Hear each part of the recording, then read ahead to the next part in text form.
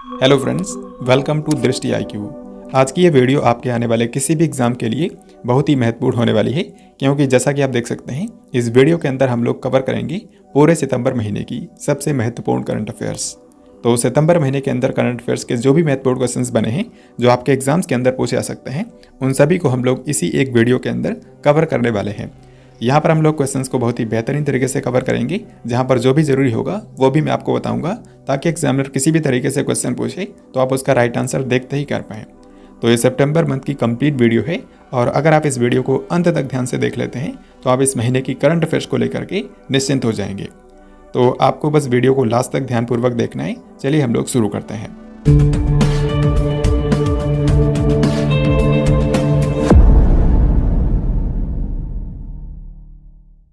तो चलिए एक बहुत ही महत्वपूर्ण क्वेश्चन के साथ आज की वीडियो की शुरुआत करते हैं।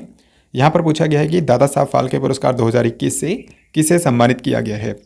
तो बताइए इसका क्या आंसर होगा। इसका करेक्ट आंसर है ऑप्शन सी, यानी कि वहीदा रहमान।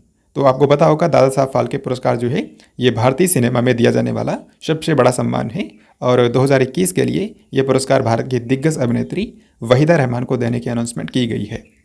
यहाँ पर आपको ये भी याद रखना है कि अभिनेत्री वहीदा रहमान जो है वो दादा साहब फाल्के पुरस्कार को पाने वाली 53वीं व्यक्ति है। तो ऐसे भी आपसे पूछ सकते हैं कि 53वां दादा साहब फाल्के पुरस्कार किसको दिया गया है, तो आपको बताना होगा वहीदा रहमान। यहाँ पर आपको बता दूं कि इस पुरस्कार की शुरुआत हुई थी 1969 के अंदर, और पहली बार ये पुरस्कार दिया गया था देविका रानी को। तो कई बार ये पूछ लेते हैं, सो मैंने आपको बता दिया है। तो इसी तरीके से 1 बाय 1 क्वेश्चंस आपके सामने आते जाएंगे। हर एक क्वेश्चन का आंसर आपको पहले खुद से ट्राई करना है, क्योंकि ऑलरेडी आपने वीकली करंट अफेयर्स की वीडियोस में इन क्वेश्चंस को डिटेल में पढ़ा होगा। तो हम लोग इसी तरीके से 1 बाय 1 क्वेश्चंस करते जाएंगे, और आप सितंबर मंथ की करंट अफेयर्स को लेकर के निश्चिंत हो जाएंगे। तो चलिए आगे बढ़ते हैं और अगला सवाल देखते हैं। इसके बाद सेकंड क्वेश्चन है, 96वें अकादमी पुरस्कार के लिए भारत की आधिकारिक प्रविष्टि के रूप में किस फिल्म को चुना गया है। तो जैसा कि आप जानते हैं अकादमी पुरस्कार को ही ऑस्कर पुरस्कार बोला जाता है। तो 2024 के अंदर 96वें ऑस्कर अवार्ड्स दिए जाएंगे। तो इसी 96वें ऑस्कर अवार्ड्स के लिए भारत की तरफ से जिस फिल्म को ऑफिशियल एंट्री के तौर पर भेजा गया है उसका नाम है 2018 एवरीवन इज़ ए हीरो। यहाँ पर आपको बता दूं कि ये एक मलयालम फिल्म है, और इसकी जो कहानी है ये 2018 में जो केरल के अंदर बाढ़ आई थी उसी पर आधारित है।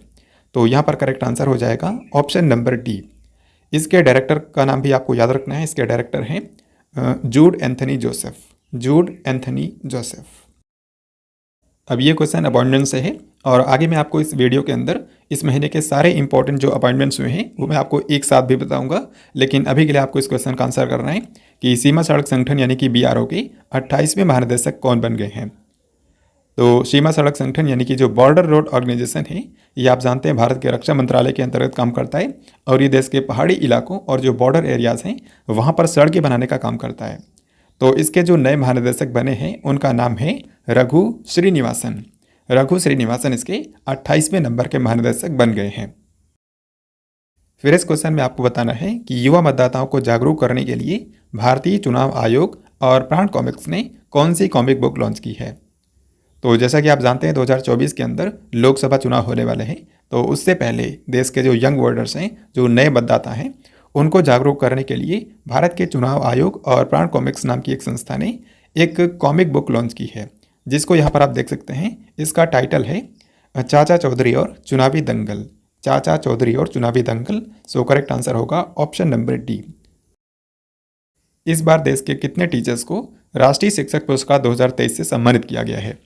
तो राष्ट्रीय शिक्षक पुरस्कार जो होता है ये इसके आप नाम से समझ सकते हैं कि टीचर्स को प्रदान किया जाता है, और हर साल 5 सितंबर के दिन, जिस दिन राष्ट्रीय शिक्षक दिवस भारत में होता है, उसी अवसर पर भारत की राष्ट्रपति के द्वारा ये पुरस्कार दिया जाता है।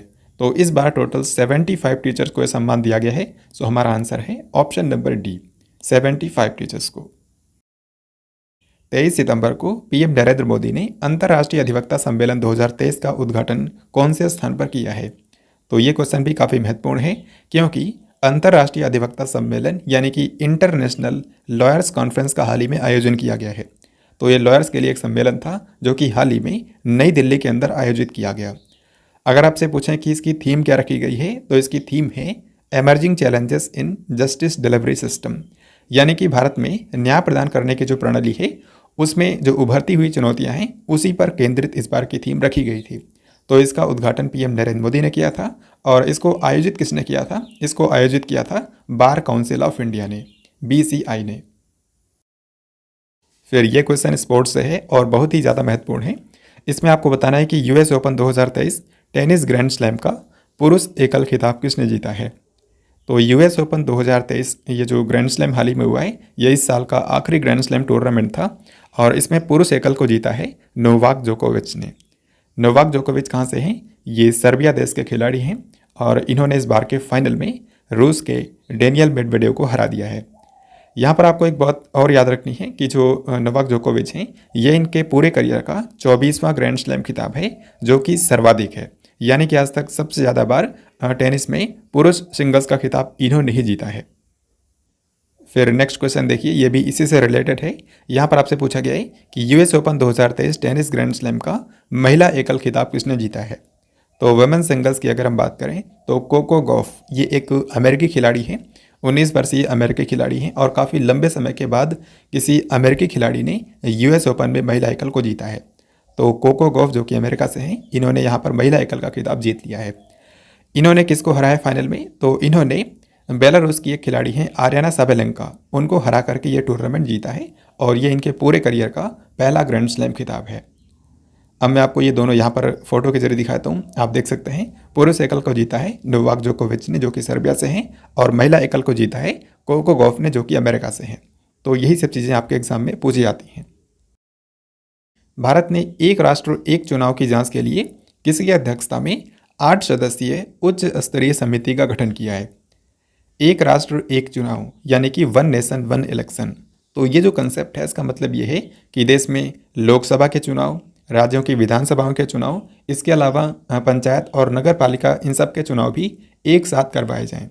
तो ये जो विचार है, इस पर चर्चा करने के लिए और इसकी जांच करने के लिए एक हाई लेवल कमेटी बनाई गई है, जिसमें टोटल 8 मेंबर्स हैं।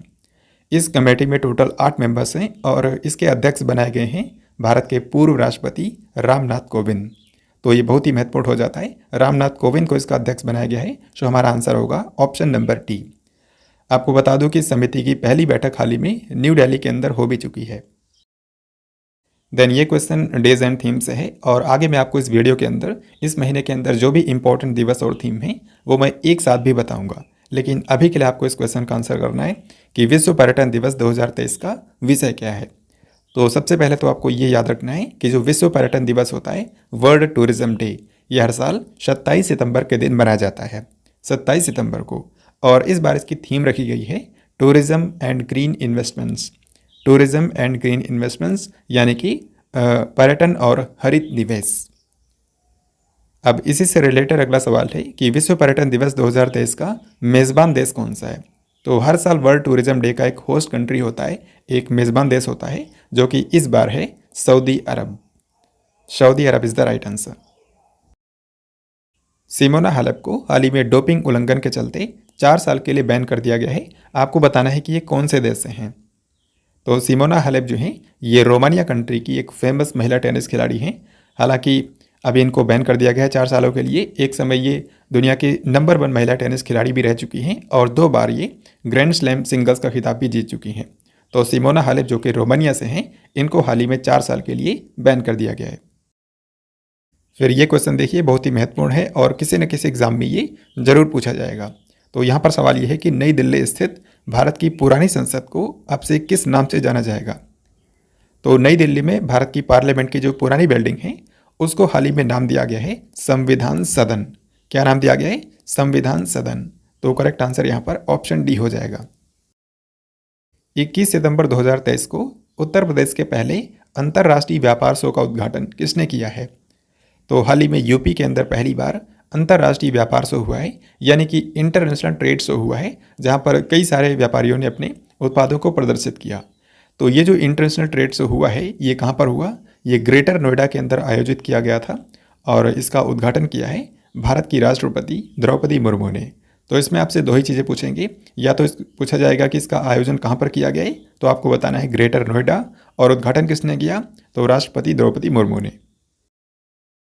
13 सितंबर को भारत को किस देश से पहला C-295 MW परिवहन विमान मिला है। तो C-295 MW परिवहन विमान जो है ये एक ट्रांसपोर्ट एयरक्राफ्ट है, जैसा कि इसके नाम में ही लिखा है। तो इसका इस्तेमाल एक जगह से दूसरे जगह पर सामान को पहुंचाने के लिए किया सकता है। तो इसके लिए भारत ने स्पेन कंट्री के साथ में समझौता किया था, और भारत ने सिर्फ एक नहीं बल्कि 56 एयरक्राफ्ट के लिए समझौता किया था, जिनमें से 16 को तो स्पेन से ही डायरेक्टली लाया जाएगा, बाकी जो 40 हैं उनको भारत में ही मेक इन इंडिया के तहत गुजरात राज्य के अंदर बनाया जाएगा। तो स्पेन से जो लाए जाने हैं उनमें से पहला जहाज हाल ही में भारत को मिल गया है। हाल ही में भारतीय वायुसेना ने ड्रोन फेडरेशन ऑफ इंडिया के साथ में मिल करके किस स्थान पर भारत ड्रोन शक्ति 2023 का आयोजन किया है? तो भारत ड्रोन शक्ति 2023 का हाल ही में आयोजन किया गया उत्तर प्रदेश के गाजियाबाद में। तो ये यहाँ पर क्या हुआ, यहाँ पर भारत के ड्रोन उद्योग की क्षमता को प्रदर्शित किया गया, और इंडियन एयरफोर्स और ड्रोन फेडरेशन ऑफ इंडिया ने मिल करके इसका आयोजन किया था। तो यूपी के गाजियाबाद में जो भारतीय वायुसेना का हिंडन एयरबेस है वहीं पर इसका आयोजन किया गया था। यहाँ पर आपको यह भी याद रखना है कि इस इवेंट का उद्घाटन किया था भारत के रक्षा मंत्री राजनाथ सिंह ने। फिर ये क्वेश्चन देखिए, ये बहुत ही महत्वपूर्ण है, अंतर्राष्ट्रीय अपॉइंटमेंट से है, और आगे मैं आपको इंटरनेशनल लेवल की जो भी महत्वपूर्ण अपॉइंटमेंट्स इस महीने के अंदर हुई है वो मैं आपको एक साथ भी बताऊंगा। तो सवाल यहाँ पर यह है कि संयुक्त राष्ट्र महासभा के 78वें अध्यक्ष के रूप में किसने पदभार संभाला है? तो क्या है कि यूनाइटेड नेशन जनरल असेंबली का जो नया सेशन होता है वो हर साल सितंबर महीने में शुरू होता है और फिर वो एक साल तक चलता है। तो यूनाइटेड नेशन जनरल असेंबली का हाल ही में 78वां सत्र शुरू हो चुका है, और उसके लिए अध्यक्ष चुने गए हैं डेनिस फ्रांसिस। इनको जून महीने के लिए ही सेलेक्ट कर लिया गया था, और अभी इन्होंने पदभार भी ग्रहण कर लिया है। आपसे पूछ सकते हैं कि ये कौन से देश से हैं? तो डेनिस फ्रांसिस जो हैं ये एक कैरेबियाई देश से हैं जिसका नाम है त्रिनिदाद एंड टोबागो। हाल ही में एक एग्जाम के अंदर ये पूछा भी गया था, तो इसको आपको ज़रूर याद रखना है। अब आप ये क्वेश्चन देखिए, ये भी इसी से रिलेटेड है। इसमें आपको बताना है कि यूनाइटेड नेशन की जनरल असेंबली के 78वें सत्र में भारत का प्रतिनिधित्व किसने किया है? तो जब भी यूनाइटेड नेशन जनरल असेंबली का सितंबर में नया सेशन शुरू होता है तो हर कंट्री के जो प्रतिनिधि हैं वो न्यूयॉर्क में आते हैं और वो यूनाइटेड नेशन की जनरल असेंबली को संबोधित करते हैं। तो भारत की तरफ से यहाँ पर इस बार गए थे भारत के विदेश मंत्री डॉक्टर एस जयशंकर। तो इन्होंने 26 सितंबर को न्यूयॉर्क में इस सत्र को संबोधित किया। तो करेक्ट आंसर होगा option number D, doctor S Jaishankar. वैश्विक नवाचार सूचकांक 2023 में भारत का क्या स्थान है? तो हाल ही में ग्लोबल इनोवेशन इंडेक्स जारी कर दिया गया है 2023 के लिए। सबसे पहले तो आपको याद रखना है कि इसको जारी कौन करता है। तो वर्ल्ड इंटेलेक्चुअल प्रॉपर्टी ऑर्गेनाइजेशन यानी कि जो वीपो नाम की संस्था है स्विट्जरलैंड के जिनेवा के अंदर, उसी के द्वारा ये हर साल जारी किया जाता है। इसमें आपको सिर्फ 2 कंट्री की रैंक याद रखनी है। एक तो नंबर 1 पर है स्विट्जरलैंड ने इसको टॉप किया है, और भारत की रैंक आपको याद रखनी है, भारत की रैंक है 40वीं। तो इस क्वेश्चन का हमारा आंसर हो जाएगा ऑप्शन नंबर बी। आपको बता दूं बीते साल भी भारत 40वें पर था और इस बार भी भारत 40वें पर ही है। ओडिशा विधानसभा की पहली महिला अध्यक्ष कौन बन गई हैं? तो ओडिशा राज्य की जो विधानसभा है वहाँ पर अभी तक किसी भी महिला को स्पीकर के रूप में अपॉइंट नहीं किया गया था, लेकिन फर्स्ट टाइम ओडिशा विधानसभा की महिला अध्यक्ष बन गई हैं प्रमिला मलिक। तो यहाँ पर हमारा आंसर होगा option number C, Pramila Malik Odisha Vidhan Sabha की पहली महिला स्पीकर बनी हैं। तो जैसा कि मैं आपको बता रहा था कि हम लोग सारे जो महत्वपूर्ण अपॉइंटमेंट्स हुए हैं इस महीने के अंदर वो हम एक साथ करेंगे। तो यहाँ पर आपके सामने हैं इस महीने के सबसे महत्वपूर्ण नियुक्तियाँ। पहले आप इनको खुद से ट्राई करेंगे, फिर मैं आपको बताऊँगा। तो आई होप आपने इन क्वेश्चंस को पहले ट्राई कर लिया होगा। अब मैं आपको बताता हूँ। तो खान मंत्रालय, यहाँ पर सबसे पहले खान मंत्रालय के नए सचिव बन गए हैं VL कांता राव। यहीं पर एक और मैं आपको बताता हूँ, दूरसंचार विभाग जो है भारत का, उसके भी नए सचिव हाल ही में बदल गए हैं। दूरसंचार विभाग के अब नए सचिव हैं नीरज मित्तल। तो इनको भी आपको नोट करना है। फिर अगला है प्रेस सूचना ब्यूरो, जिसको हम लोग शॉर्ट में PIB के नाम से जानते हैं। तो PIB के नए महानिदेशक बन गए हैं मनीष देसाई। फिर इसके बाद अगला है प्रेस ट्रस्ट ऑफ इंडिया यानी कि PTI। तो PTI जो कि भारत की एक प्रमुख समाचार एजेंसी है, इसके नए अध्यक्ष बन गए हैं KN शांत कुमार। अगला है रेलवे बोर्ड। तो रेलवे बोर्ड की अध्यक्ष और CEO हाल ही में बन गई हैं जया वर्मा सिन्हा। इनका नाम काफ़ी महत्वपूर्ण इसलिए हो जाता है क्योंकि ये रेलवे बोर्ड की पहली महिला अध्यक्ष और CEO बनी हैं। फिर इसके बाद अगला है भारतीय फिल्म और टेलीविज़न संस्थान यानी कि film and television institute of India, जो कि पुणे के अंदर है। तो इसके नए अध्यक्ष बन गए हैं अभिनेता और निर्माता R माधवन। तो आर माधवन को FTII का नया अध्यक्ष बनाया गया है। और आखिरी वाला तो मैंने आपको बता ही दिया है कि सीमा सड़क संगठन यानी कि BRO के नए महानिदेशक बन गए हैं रघु श्रीनिवासन, जो कि इसके 28वें नंबर के महानिदेशक हैं। तो ये इस महीने की सबसे महत्वपूर्ण राष्ट्रीय स्तर की नियुक्तियां हैं। आगे मैं आपको इस वीडियो के अंदर अंतर्राष्ट्रीय नियुक्तियां भी इसी तरीके से कराऊंगा।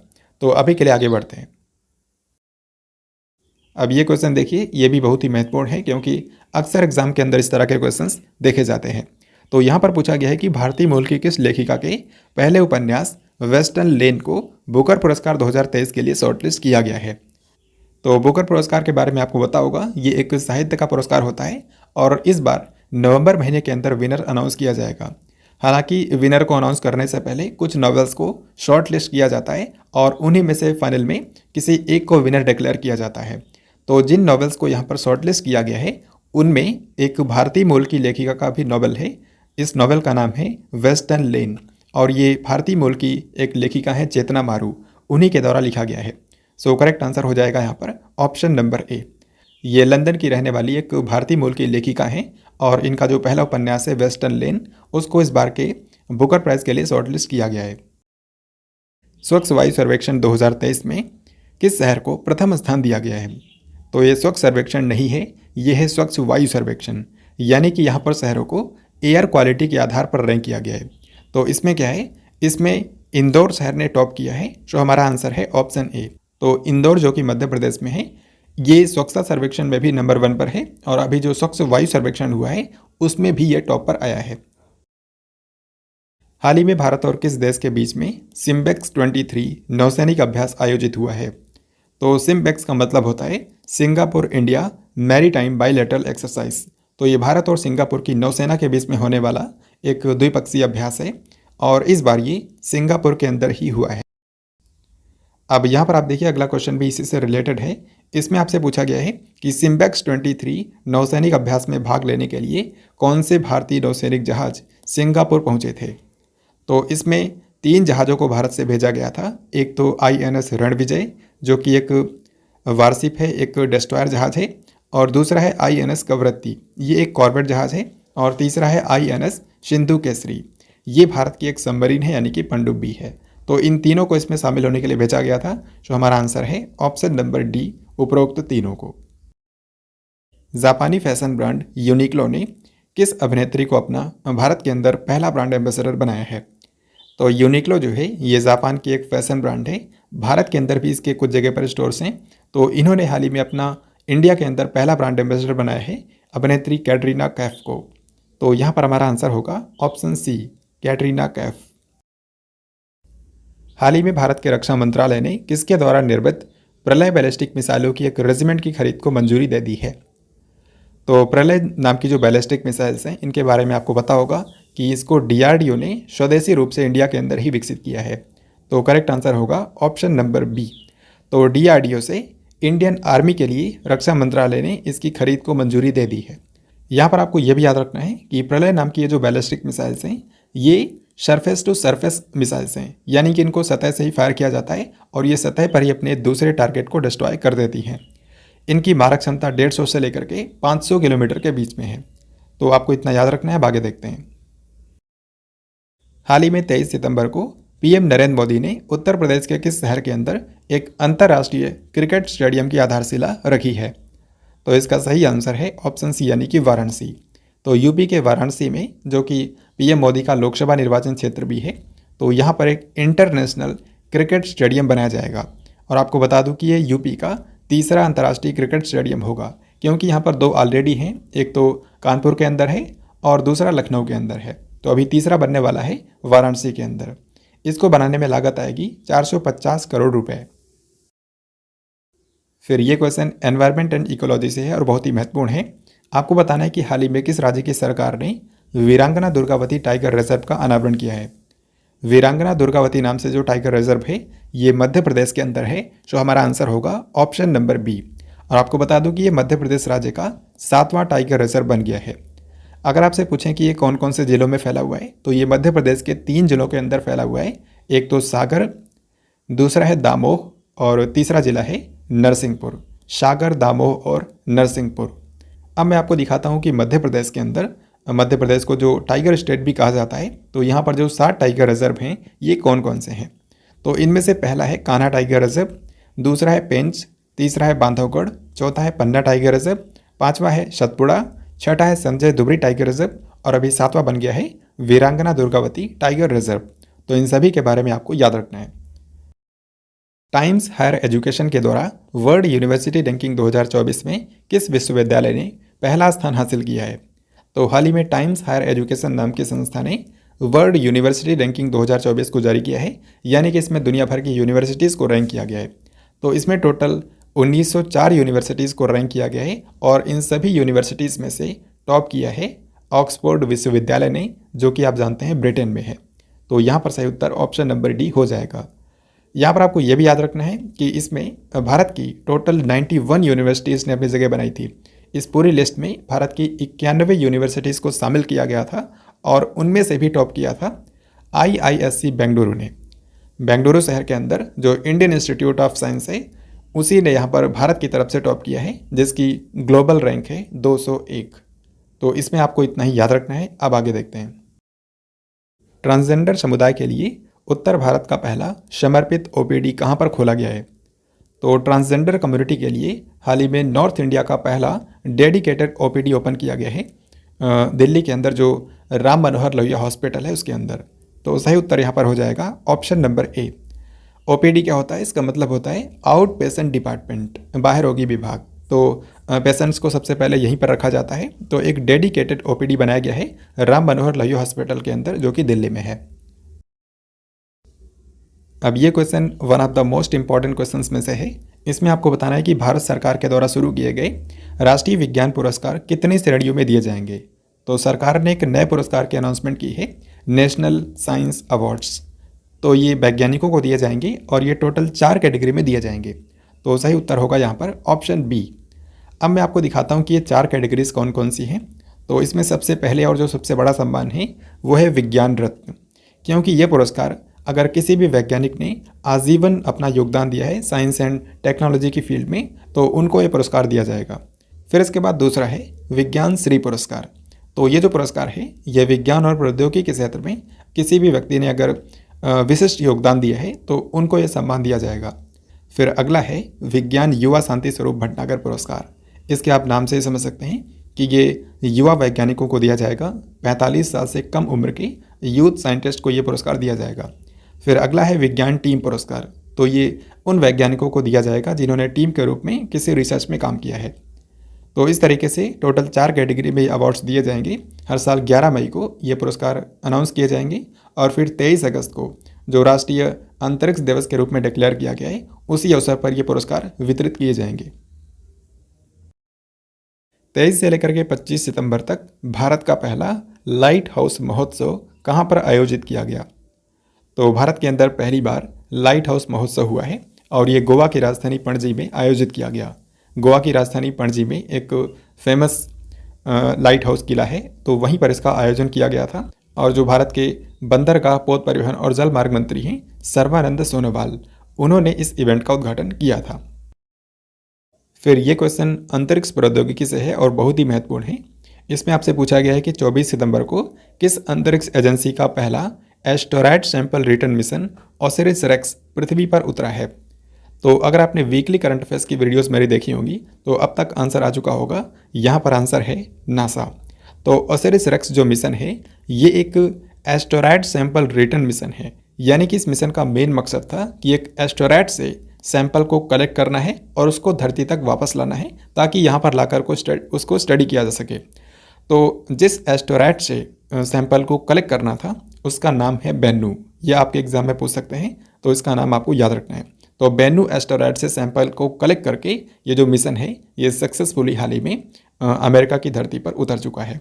ये जो आप कैप्सूल देख रहे हैं इसी में बेन्नू एस्टेरॉयड से लाए गए सैंपल्स जो हैं वो रखे गए हैं, जो कि आगे अब साइंटिस्ट के द्वारा स्टडी किए जाएंगे। 25 सितंबर 2023 को हरदीप सिंह पुरी ने देश की पहली ग्रीन हाइड्रोजन फ्यूल सेल बस को कौन से स्थान से हरी झंडी दिखाई? तो ग्रीन हाइड्रोजन फ्यूल सेल बस जो है ये ग्रीन हाइड्रोजन से चलती है, जो कि एक क्लीन फ्यूल है, यानी कि इससे किसी भी तरह का कार्बन उत्सर्जन नहीं होता है, क्योंकि न तो इसको बनाने में कोई कार्बन उत्सर्जन होता है और न ही ये जब ये जलता है तो कार्बन उत्सर्जन होता है। तो हरदीप सिंह पुरी जो कि भारत के आवास और शहरी कार्य मंत्री हैं, इन्होंने हाल ही में ग्रीन हाइड्रोजन फ्यूल सेल बस का अनावरण किया है नई दिल्ली के अंदर। सो हमारा आंसर होगा ऑप्शन नंबर सी, दिल्ली के कर्तव्य पथ पर हाल ही में इसको रवाना किया गया। प्रतिवर्ष किस तारीख को विश्व ओजोन दिवस मनाया जाता है? तो इसका आंसर आप इजीली कर सकते हैं। वर्ल्ड ओजोन डे जो है ये ओजोन परत के संरक्षण के बारे में जागरूकता बढ़ाने के लिए हर साल 16 सितंबर को मनाया जाता है। इस बार के वर्ल्ड ओजोन डे की थीम भी आपको याद रखनी है। यहाँ पर आप इसकी थीम देख सकते हैं। इसकी थीम रखी गई है Montreal protocol, fixing the ozone layer and reducing climate change. One day cricket के इतिहास में 3000 छक्के लगाने वाली पहली टीम कौन सी बन गई है? तो एक दिवसीय क्रिकेट के इतिहास में ऐसा पहली बार हुआ है जब किसी टीम ने 3000 छक्के लगाए हो, और ये कोई और नहीं बल्कि भारत की ही टीम है। So correct answer option A हो जाएगा। हाल ही में भारत ने ऑस्ट्रेलिया के खिलाफ एक ओडीआई मैच के दौरान ये उपलब्धि हासिल की है। भारत में सबसे ज़्यादा छक्के किसने लगाए हैं ओडीआई में? तो रोहित शर्मा ने सर्वाधिक 286 छक्के लगाए हैं। ये बात भी आपको याद रखनी है। हाल ही में किस राज्य की सरकार ने ग्रामीण आवास न्याय योजना शुरू की है? ग्रामीण आवास न्याय योजना को शुरू किया है छत्तीसगढ़ की सरकार ने। यहाँ पर भारत के कांग्रेस नेता राहुल गांधी हाल ही में गए थे और उन्होंने ही इस योजना का शुभारंभ किया है। तो छत्तीसगढ़ की ये जो योजना है ये केंद्र सरकार की पीएम आवास योजना के जैसे ही है। तो इसमें जो गरीब और ज़रूरतमंद परिवार हैं उनको रहने के लिए पक्का मकान दिया जाएगा। तो आपको याद रखना है ग्रामीण आवास न्याय योजना को छत्तीसगढ़ की सरकार ने शुरू किया है। निम्न में से कौन सा देश T20 अंतर्राष्ट्रीय क्रिकेट मैच के अंदर 300 रन बनाने वाला पहला देश बन गया है? तो ये काफ़ी महत्वपूर्ण रिकॉर्ड बना है T20 क्रिकेट के इतिहास में, क्योंकि किसी एक टीम ने T20 मैच के दौरान सर्वाधिक रन स्कोर किए हैं और ये टीम है नेपाल। तो हाल ही में नेपाल ने मंगोलिया के खिलाफ 300 से भी ज़्यादा रन बनाए और ये T20 में अब तक का सबसे ज़्यादा स्कोर है।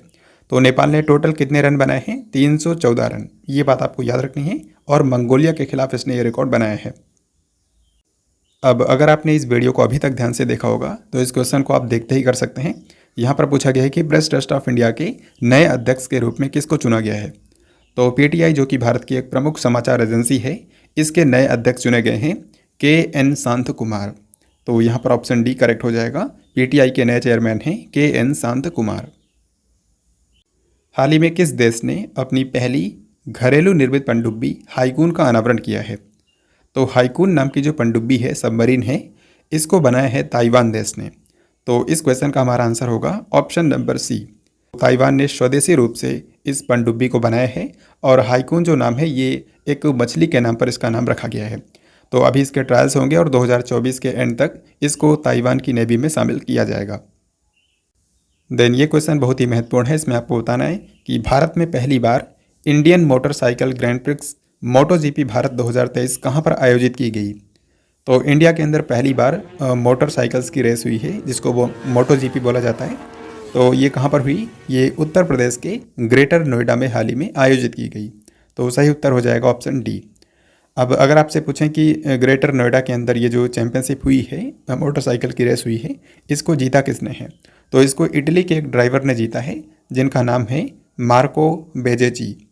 अगले क्वेश्चन में आप देख सकते हैं यही है कि भारत में पहली बार आयोजित MotoGP भारत 2023 का खिताब किसने जीता है? तो सही आंसर हो जाएगा ऑप्शन बी यानी कि मार्को बेजेची। ये इटली के हैं और ये डुकाटी के लिए ड्राइव करते हैं। तो इतना ही आपको इसमें याद रखना है। आगे देखते हैं। फिर ये क्वेश्चन भी बहुत ही महत्वपूर्ण है। इसमें आपको बताना है कि असम के किस डॉक्टर को रेमन मैग्सेसे पुरस्कार 2023 के प्राप्तकर्ताओं में से एक के रूप में चुना गया है?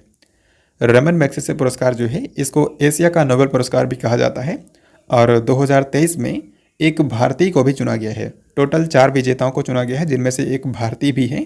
तो उनका नाम आपको ज़रूर याद रखना है। वो हैं डॉक्टर रवि कन्नन। तो डॉक्टर रवि कन्नन को क्यों ये पुरस्कार दिया गया है? तो इनको असम राज्य के अंदर कैंसर से रिलेटेड यहाँ पर इनके योगदान के लिए दिया गया है। तो करेक्ट आंसर हो जाएगा ऑप्शन नंबर बी। महिला एशियाई चैंपियंस ट्रॉफी 2023 हॉकी टूर्नामेंट 27 अक्टूबर से लेकर के 5 नवंबर तक कहां पर आयोजित किया जाएगा? तो महिला एशियाई चैंपियंस ट्रॉफी 2023 ये एक हॉकी टूर्नामेंट है जो कि एशिया के लेवल पर आयोजित किया जाएगा। यहाँ पर इंटरेस्टिंग बात यह है कि ये भारत के अंदर पहली बार होने वाला है। तो भारत में कहाँ पर होगा? तो झारखंड की राजधानी रांची के अंदर ये टूर्नामेंट आयोजित किया जाएगा। सो करेक्ट आंसर होगा ऑप्शन नंबर ए। फिर ये क्वेश्चन आपको डेफिनेटली पता होगा क्योंकि पहले भी इसके बारे में हम लोगों ने पढ़ा है। 25 से लेकर के 28 सितंबर तक 5वां विश्व कॉफ़ी सम्मेलन किस स्थान पर आयोजित किया गया? तो वर्ल्ड कॉफ़ी कॉन्फ्रेंस जो होता है ये पहली बार भारत के अंदर हुआ है और इसका 5वां संस्करण इस बार हुआ है। तो कहाँ पर यह हुआ? कर्नाटक की राजधानी बेंगलुरु के अंदर इसका आयोजन किया गया। तो हमारा आंसर है ऑप्शन नंबर ए। आप जानते हैं कि जो कर्नाटक है वो कॉफ़ी उत्पादन में नंबर 1 है, तो ऐसे भी आप इसको याद कर सकते हैं। इस बार की थीम क्या है? इस बार के वर्ल्ड कॉफ़ी कॉन्फ्रेंस की थीम रखी गई है sustainability through circular economy and regenerative agriculture. फिर ये क्वेश्चन स्पोर्ट्स से है। इसमें आपको बताना है कि 16 से लेकर के 24 सितंबर तक विश्व कुश्ती चैंपियनशिप 2023 कौन से शहर में आयोजित की गई? तो इस बार की जो वर्ल्ड रेसलिंग चैंपियनशिप हुई है वो सर्बिया की राजधानी बेलग्रेड में आयोजित की गई। यहाँ पर आप इसके लोगों में भी देख सकते हैं। तो सही आंसर होगा ऑप्शन बी, सर्बिया की राजधानी बेलग्रेड में। अब मैं आपको बताता हूँ कि इस टूर्नामेंट के अंदर आपको क्या क्या चीज़ें याद रखनी है। सबसे पहले तो आपको यही याद रखना है कि इसका मेज़बान है सर्बिया और यहाँ की कैपिटल में इसका आयोजन किया गया। भारत के पहलवानों की बात करें तो भारत के जो पहलवान इसमें गए थे, टोटल 30 पहलवान गए थे। हालांकि उन्होंने इंडिया के नेम और फ्लैग के अंडर पार्टिसिपेट नहीं किया था, उन्होंने यूनाइटेड वर्ल्ड रेसलिंग के नेम और फ्लैग के अंडर पार्टिसिपेट किया था, क्योंकि वर्तमान समय में भारत की जो रेसलिंग फेडरेशन ऑफ इंडिया है उस पर सैंक्शंस लगा रखे हैं। तो भारत के यहाँ पर जो 30 पहलवान गए थे उसमें से सिर्फ एक ही खिलाड़ी ने कोई मेडल जीता है, जिनका नाम है अंतिम पंघाल। तो इन्होंने 53 किलोग्राम भार वर्ग में महिलाओं के अंदर ब्रॉन्ज मेडल जीता है और इस तरीके से 2024 के अंदर जो ओलंपिक गेम्स होने वाले हैं पेरिस में, उसके लिए इन्होंने क्वालिफाई भी कर लिया है। तो इस टूर्नामेंट में आपको यही कुछ बातें याद रखनी है। अगला सवाल भी आप देख सकते हैं इसी के बारे में है कि किस भारतीय महिला पहलवान ने विश्व कुश्ती चैंपियनशिप 2023 के अंदर 53 किलोग्राम भार वर्ग में कांस्य पदक जीता है? तो सही आंसर क्या होगा? अंतिम पंघाल। 1 सितंबर 2023 को डॉक्टर सुदेश धनखड़ ने INS महेंद्रगिरी फ्रिगेट को कौन से स्थान पर लॉन्च किया? INS महेंद्रगिरी जो है इसका नाम आप जानते हैं ओडिशा की एक पर्वत चोटी के नाम पर रखा गया है और ये प्रोजेक्ट 17A के तहत बनाया गया एक जहाज है। इसको किसने बनाया है? इसको Mazagon dock ship builders limited ने बनाया है, जो कि मुंबई के अंदर है और वहीं पर हाल ही में इसको लॉन्च किया गया। भारत के जो उपराष्ट्रपति हैं जगदीप धनखड़, उनकी वाइफ जो हैं डॉक्टर सुदेश धनखड़, इन्होंने हाल ही में फ्रिगेट जहाज़ को मुंबई के अंदर लॉन्च किया है। तो सही उत्तर हो जाएगा ऑप्शन नंबर ए। फिर ये क्वेश्चन बहुत ही महत्वपूर्ण है क्योंकि ये इस बार के G20 सम्मेलन के बारे में है जिसको भारत ने होस्ट किया था। तो आपको बताना है कि भारत की अध्यक्षता में 18वां G20 शिखर सम्मेलन 2023 किस शहर में आयोजित किया गया? तो 2023 में भारत G20 का अध्यक्ष था और भारत की प्रेसिडेंसी में 18वां G20 सम्मेलन इस बार हुआ है नई दिल्ली के अंदर।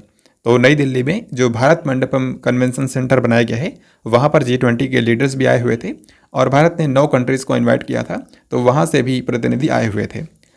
अब हम देखते हैं कि इससे रिलेटेड और क्या क्वेश्चन आपके एग्जाम में आ सकते हैं।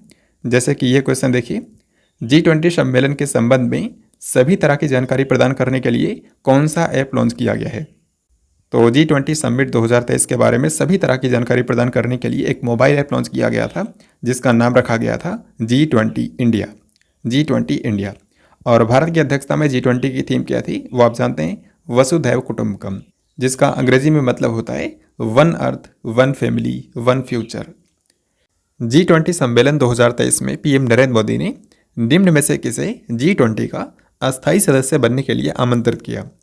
तो जैसा कि आप जानते हैं G20 में अभी तक 20 मेंबर्स थे, इसी कारण से इसको G20 बोला जाता था, लेकिन अब इसमें एक नया मेंबर ऐड हो चुका है जो कि है अफ्रीकी संघ। तो इस बार के G20 सम्मेलन के दौरान ही इसको G20 का परमानेंट मेंबर बना लिया गया है और इस तरीके से अफ्रीकी संघ जो है वो G20 का 21वां मेंबर बन गया है। G20 सम्मेलन 2023 में किस देश ने वैश्विक जैव ईंधन गठबंधन की शुरुआत की है? तो इस बार के G20 सम्मेलन के दौरान एक नया अलायंस शुरू किया गया है जिसका नाम है ग्लोबल बायोफ्यूल अलायंस। तो दुनिया भर में बायोफ्यूल के उपयोग को बढ़ावा देने के लिए ये अलायंस शुरू किया गया है और कोई और नहीं बल्कि भारत ने ही इसको शुरू किया है। सो हमारा आंसर है ऑप्शन नंबर ए। G20 सम्मेलन 2023 में भारत मध्य पूर्व यूरोप आर्थिक गलियारे की शुरुआत की गई। आपको बताना है कि इनमें से कौन सा देश इस परियोजना का नेतृत्व कर रहा है। तो इस बार के G20 सम्मेलन के दौरान एक इम्पॉर्टेंट कॉरिडोर की अनाउंसमेंट की गई है जो कि इंडिया को मिडल ईस्ट के रास्ते यूरोप से जोड़ेगा। तो इसका नाम है India middle east Europe economic corridor. तो इसको कौन लीड कर रहा है? इसको दो कंट्रीज लीड कर रहे हैं, एक तो अपना भारत देश और दूसरा अमेरिका। तो यहाँ पर हमारा आंसर हो जाएगा ऑप्शन सी, भारत और अमेरिका। G20 सम्मेलन 2023 के समापन समारोह में भारत ने किस देश को G20 की अध्यक्षता सौंपी है? तो G20 के समापन के दौरान पीएम नरेंद्र मोदी ने ब्राज़ील के जो राष्ट्रपति हैं लुला डी सिल्वा, उनको G20 की अध्यक्षता सौंप दी है। यानी कि 2024 में G20 का अध्यक्ष ब्राज़ील होगा और ब्राज़ील के रियो डी जेनेरियो के अंदर अगला G20 सम्मेलन आयोजित किया जाएगा। तो इतना आपको इसके बारे में याद रखना है। वैसे G20 के बारे में, G20 समिट के बारे में मैंने कंप्लीट वीडियो बना दिया है, तो आप उसे भी देख सकते हैं। निम्न में से किस देश में आए मराकेश सफ़ी भूकंप 2023 के चलते लगभग 3000 लोगों की मौत हो गई है? तो मराकेश और सफ़ी ये जो दो शहर हैं ये मोरक्को देश के अंदर हैं। हाल ही में यहाँ पर भूकंप आया था, 6.8 मैग्नीट्यूड का भूकंप आया था और यहाँ पर लगभग 3000 लोगों की मौत हो गई। तो इसका सही उत्तर है ऑप्शन नंबर ए यानी कि मोरक्को। वनडे क्रिकेट के इतिहास में सबसे तेज 13,000 रन बनाने वाले बल्लेबाज बनने का सचिन तेंदुलकर का रिकॉर्ड किसने तोड़ दिया है? तो क्या है कि अभी तक वनडे में सबसे तेज 13,000 रन बनाए थे सचिन तेंदुलकर ने। इन्होंने 321 पारियों में 13,000 रन कंप्लीट किए थे ओडीआई के अंदर, लेकिन अब इनका रिकॉर्ड तोड़ दिया है विराट कोहली ने, क्योंकि विराट कोहली ने केवल 267 पारियों के अंदर ही 13,000 रन कंप्लीट कर दिए हैं। तो यहाँ पर आंसर हो जाएगा ऑप्शन नंबर डी। फिर इस क्वेश्चन में आपको बताना है कि किस देश में आए तूफान डेनियल के कारण आई बाढ़ से 6,000 से अधिक लोगों की मौत हो गई है? तो डेनियल नाम का जो तूफान है ये सितंबर महीने के अंदर आया था भूमध्य सागर में। तो इसने कई सारे कंट्रीज़ को प्रभावित किया, जिनमें मेन थे लीबिया, ग्रीस, बुल्गारिया, तुर्की और मिस्र। हालांकि इनमें से भी सबसे ज़्यादा अफेक्ट हुआ है लीबिया कंट्री, क्योंकि यहाँ पर एक डैम जो है वो टूट गया था बाढ़ के चलते और पूरा का पूरा जो डेरना शहर है वो जलमग्न हो गया था। तो इसमें लगभग 6,000 से भी ज़्यादा लोग मारे गए लीबिया कंट्री के। सो हमारा आंसर है ऑप्शन नंबर डी।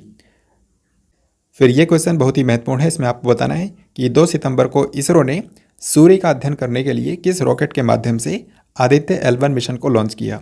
तो आदित्य L1 मिशन जो है ये सूर्य का अध्ययन करने के लिए भारत का पहला डेडिकेटेड मिशन है और इसको हाल ही में 2 सितंबर को भारत की स्पेस एजेंसी इसरो ने लॉन्च किया है। तो कौन से रॉकेट से इसको लॉन्च किया गया? उस रॉकेट का नाम है PSLV XL C57। PSLV XL C57।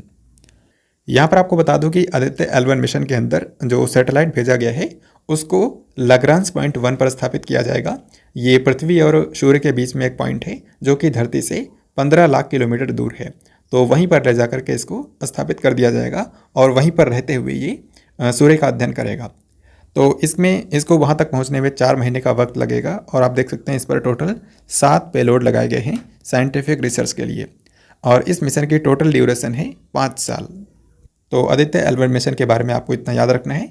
अब आगे देखते हैं। सिंगापुर ग्रैंड प्रिक्स 2023 फार्मूला 1 का खिताब किसने जीता है? सिंगापुर ग्रैंड प्रिक्स ये जो फार्मूला 1 रेस हाल ही में हुई है इसको जीता है कार्लोस सैंज जूनियर ने। तो यहाँ पर हमारा आंसर होगा ऑप्शन डी। आप जानते हैं इस साल की ज़्यादातर रेस को मैक्स वर्स्तापन ने जीता है, लेकिन ये जो अभी रेस हुई है सिंगापुर ग्रैंड प्रिक्स इसको कार्लोस सैंज जूनियर ने जीता है। ये किस देश से हैं? ये स्पेन के ड्राइवर हैं और ये फरारी कंपनी के लिए ड्राइव करते हैं। फिर ये क्वेश्चन देखिए बहुत ही महत्वपूर्ण है। इसमें आपको बताना है कि 43वां आसियान शिखर सम्मेलन कौन से स्थान पर आयोजित किया गया? तो आसियान का मतलब होता है association of south east Asian nation, यानी कि दक्षिण पूर्व एशियाई देशों का संगठन। तो आसियान में टोटल आप जानते हैं 10 मेंबर कंट्रीज़ हैं और उन्हीं का हर साल सम्मेलन होता है। तो इस बार इसका 43वां सम्मेलन हुआ है जो कि इंडोनेशिया की राजधानी जकार्ता में आयोजित किया गया। तो इस क्वेश्चन का हमारा आंसर होगा ऑप्शन बी, इंडोनेशिया इस बार मेज़बान था। अब आगे देखते हैं, अगला क्वेश्चन भी इसी से रिलेटेड है। आपको बताना है कि 20वें आसियान भारत शिखर सम्मेलन और 18वें पूर्वी एशिया शिखर सम्मेलन में भारत को किसने रिप्रेजेंट किया? तो क्या है कि आसियान समिट के दौरान ही ये दोनों सम्मेलन भी हो जाते हैं। इनमें से एक है आसियान भारत शिखर सम्मेलन और दूसरा है पूर्वी एशिया शिखर सम्मेलन। तो इन दोनों का आयोजन भी इंडोनेशिया की राजधानी जकार्ता के अंदर ही किया गया है। लेकिन सवाल यहाँ पर पूछा गया कि इन दोनों में भारत को रिप्रेजेंट किसने किया, तो इसमें शामिल होने के लिए भारत की तरफ से गए थे प्रधानमंत्री नरेंद्र मोदी। तो सही उत्तर यहाँ पर होगा option A. Then next question देखिए, 20वें आसियान भारत शिखर सम्मेलन के दौरान पीएम नरेंद्र मोदी ने किस देश के अंदर भारतीय दूतावास खोलने की अनाउंसमेंट की है। तो 20वें आसियान भारत शिखर सम्मेलन के दौरान ही पीएम मोदी ने अनाउंस किया कि भारत अपना एक नया दूतावास ओपन करेगा तिमोर लेस्ते के अंदर। तिमोर लेस्ते जो कंट्री है इसी को ईस्ट तिमोर भी बोला जाता है और यहीं पर भारत अपना दूतावास ओपन करेगा। तो ये क्वेश्चन स्पेस टेक्नोलॉजी का काफ़ी महत्वपूर्ण क्वेश्चन है। इसमें आपको बताना है कि चंद्रयान 3 पर लगे किस उपकरण ने चंद्रमा की सतह पर सल्फर की मौजूदगी की पुष्टि की है। तो अगर आपने मेरी चंद्रयान 3 वाली वीडियो देखी होगी तो वहाँ पर मैंने आपको बताया था कि चंद्रयान 3 के ऊपर टोटल 7 उपकरण लगाए गए थे, यानी कि 7 पेलोड लगाए गए थे और उन्हीं में से एक था लिब्स। लिब्स नाम का ये जो पेलोड है इसका फुल फॉर्म है लेज़र इंड्यूस्ड ब्रेकडाउन स्पेक्ट्रोस्कोपी। तो ये रोवर के ऊपर माउंट किया गया था और इसी ने हाल ही में चंद्रमा पर सल्फर की मौजूदगी की पुष्टि की है। तो इसका आंसर क्या होगा, ऑप्शन है यानी कि लिब्स। रेलवे बोर्ड की पहली महिला अध्यक्ष और सीईओ के रूप में किसे नियुक्त किया गया है। So this question is very very important. Railway board के इतिहास में पहली बार किसी महिला को अध्यक्ष और सीईओ बनाया गया है। इनका नाम है जया वर्मा सिन्हा। तो ऑप्शन ए करेक्ट हो जाएगा। इनसे पहले थे अनिल कुमार लाहौटी, तो उनका स्थान लिया है जया वर्मा सिन्हा ने। प्रसिद्ध भारतीय कृषि वैज्ञानिक एम.एस. स्वामीनाथन का हाल ही में निधन हो गया। उन्हें डैश डैश के जनक के रूप में जाना जाता है। तो एम.एस. स्वामीनाथन के बारे में आप सभी जानते होंगे। इनको भारत में हरित क्रांति का जनक कहा जाता है, यानी कि father of green revolution in India. तो इसका सही आंसर है ऑप्शन नंबर ए। तो डॉक्टर एम.एस. स्वामीनाथन का भारत में कृषि क्षेत्र में काफ़ी योगदान रहा है और इसके चलते इनको कई सारे अवार्ड्स भी मिले हैं। जैसे कि 1971 के अंदर इनको रमन मैग्सेसे पुरस्कार भी मिला था। इसके अलावा 1989 के अंदर इनको भारत सरकार ने देश का दूसरा सर्वोच्च सम्मान भी दिया था, यानी कि पद्म विभूषण। ऐसे ही आपको एक और याद रखना है, 1987 के अंदर इनको विश्व खाद्य पुरस्कार भी मिला हुआ था। तो कम से कम आपको इनको मिले ये 3 अवार्ड ज़रूर याद रखने हैं। अब आगे देखते हैं। अब इसी के साथ हम लोग देखते हैं कि सितंबर मंथ के अंदर कौन कौन से ऐसे इंपॉर्टेंट पर्सन्स हैं जिनकी डेथ हो गई है। तो यहाँ पर आप देखिए, सबसे पहले हैं वाल्टर अल्फ्रेड।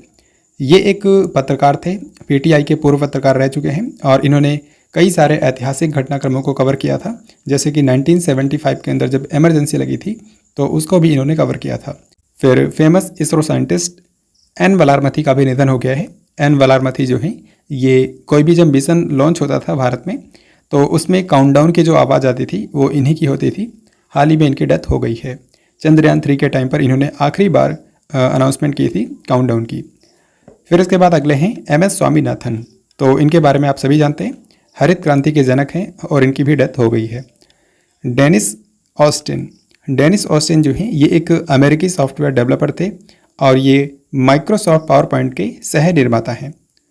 फिर अगली हैं मालिनी राजूरकर। ये ग्वालियर घराने से बिलोंग करती हैं और ये एक हिंदुस्तानी शास्त्रीय गायिका हैं। तो इनका भी हाल ही में निधन हो गया है। फिर इसके बाद नेक्स्ट क्वेश्चन है, पश्चिम बंगाल विधानसभा ने किस दिन को बंगाल दिवस के रूप में मनाने का प्रस्ताव पारित किया है।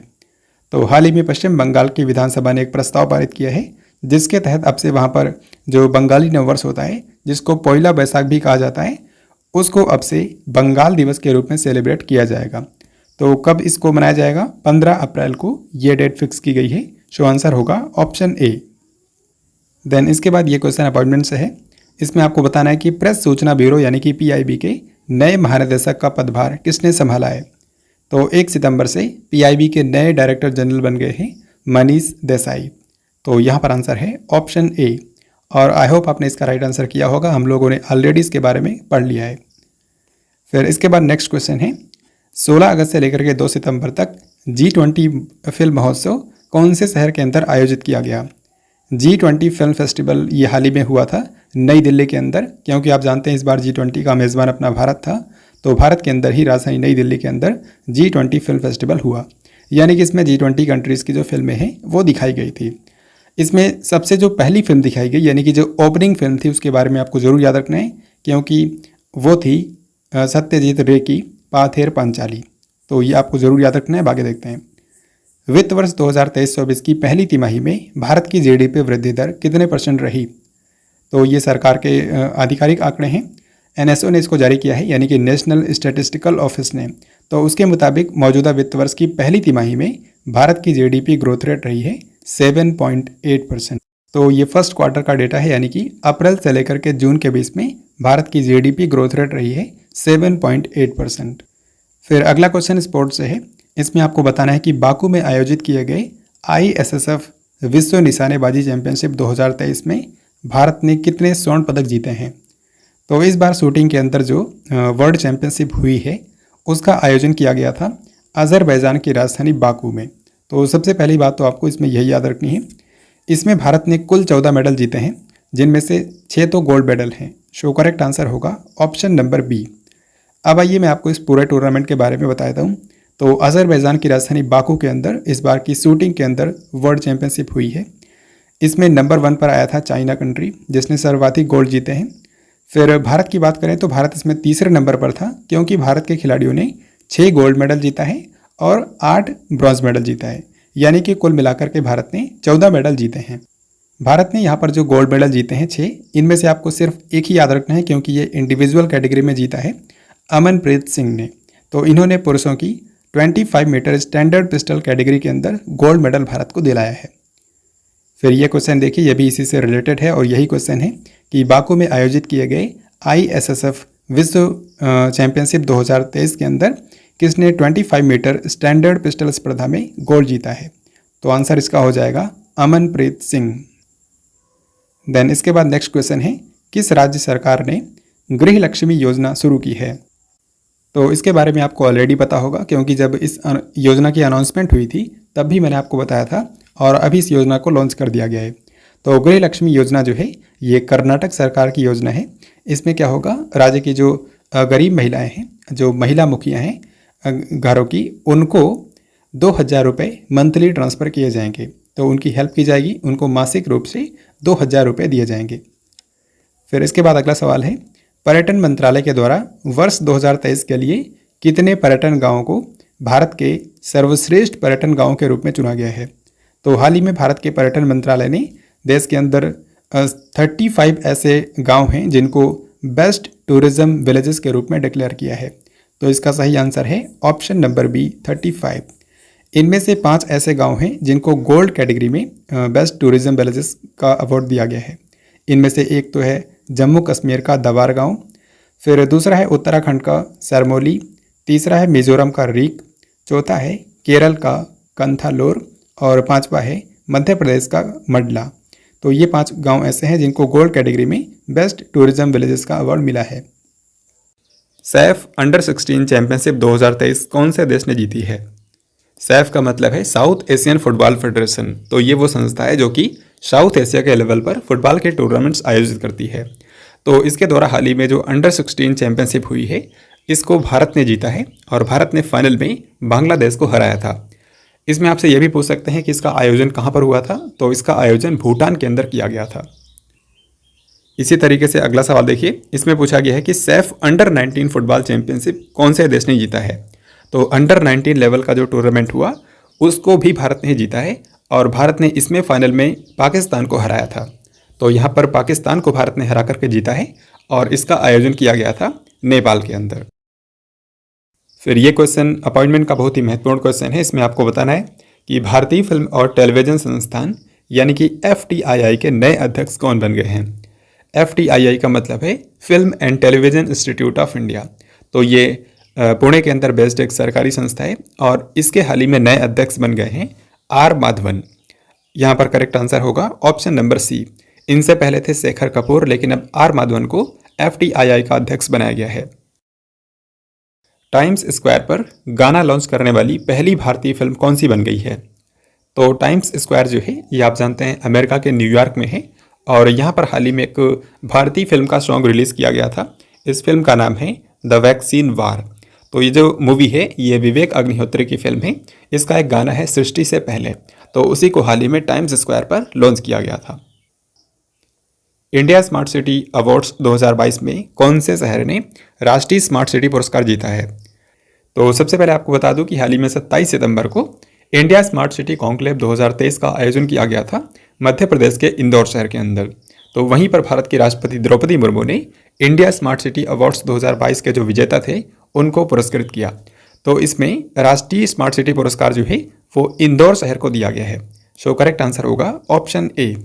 यहाँ पर आप देख सकते हैं 2022 के लिए जो India smart city awards contest था उसमें राष्ट्रीय स्मार्ट सिटी पुरस्कार इंदौर को मिला है। केंद्र शासित प्रदेशों में देखें तो चंडीगढ़ को ये अवार्ड मिला है और राज्य पुरस्कार दिया गया है मध्य प्रदेश को। तो ये 3 अवार्ड्स आपको इसमें याद रखने हैं। हाल ही में किस भारतीय तीरंदाज ने विश्व कप फाइनल 2023 के अंदर पुरुषों की कंपाउंड स्पर्धा में रजत पदक जीता है? तो आर्चरी यानी कि तीरंदाजी का हाल ही में वर्ल्ड कप फाइनल हुआ है और इसमें भारत ने सिर्फ एक ही मेडल जीता है और वो भी सिल्वर मेडल है। तो किसने दिलाया है? इनका नाम है प्रथमेश जावकर। प्रथमेश जावकर भारत के मशहूर तीरंदाज हैं। इन्होंने कंपाउंड स्पर्धा के अंदर रजत पदक जीता है। तो ये इस टूर्नामेंट में भारत का एकमात्र मेडल है और ये टूर्नामेंट जो है ये मैक्सिको के अंदर आयोजित किया गया था। फिर अगर आपने इस वीडियो को ध्यान से देखा होगा तो इस क्वेश्चन का आंसर आप देखते ही कर सकते हैं। सरकार ने किसे दूरसंचार विभाग का सचिव अपॉइंट किया है? तो दूरसंचार विभाग यानी कि जो डिपार्टमेंट ऑफ टेलीकम्युनिकेशन है उसके नए सेक्रेटरी बन गए हैं नीरज मित्तल। तो करेक्ट आंसर होगा ऑप्शन नंबर डी। इसी तरीके से मैंने आपको एक और सचिव के बारे में बताया था। खान मंत्रालय के नए सचिव बने हैं VL कांता राव। तो दोनों लोगों का नाम आपको याद रखना है।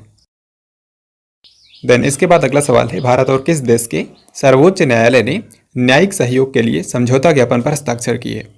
तो सितंबर महीने में इंडिया और सिंगापुर की जो सुप्रीम कोर्ट है दोनों ने न्यायिक सहयोग के लिए समझौता ज्ञापन किया है। यहाँ पे आप फोटो में देख सकते हैं दोनों ही कंट्रीज़ के सुप्रीम कोर्ट के जो मुख्य न्यायाधीश हैं उन्होंने इस समझौते पर हस्ताक्षर किए हैं। भारत की सुप्रीम कोर्ट के जो मुख्य न्यायाधीश हैं जस्टिस DY चंद्रचूड़ वो इसके लिए सिंगापुर गए हुए थे।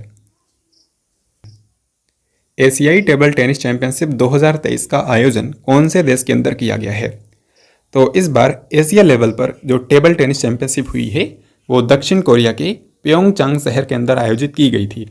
तो इस क्वेश्चन का हमारा आंसर हो जाएगा ऑप्शन नंबर डी, दक्षिण कोरिया। इसमें भारत ने कितने मेडल जीते हैं? तो इसमें भारत ने सिर्फ एक ही मेडल जीता है, वो भी है ब्रॉन्ज मेडल।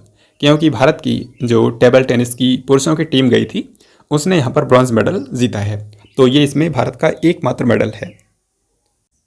फिर ये क्वेश्चन देखिए, इसमें आपसे पूछा गया है कि जापान के पहले चंद्र लैंडर मिशन का क्या नाम है जिसको हाल ही में 6 सितंबर को सफलतापूर्वक लॉन्च किया गया है?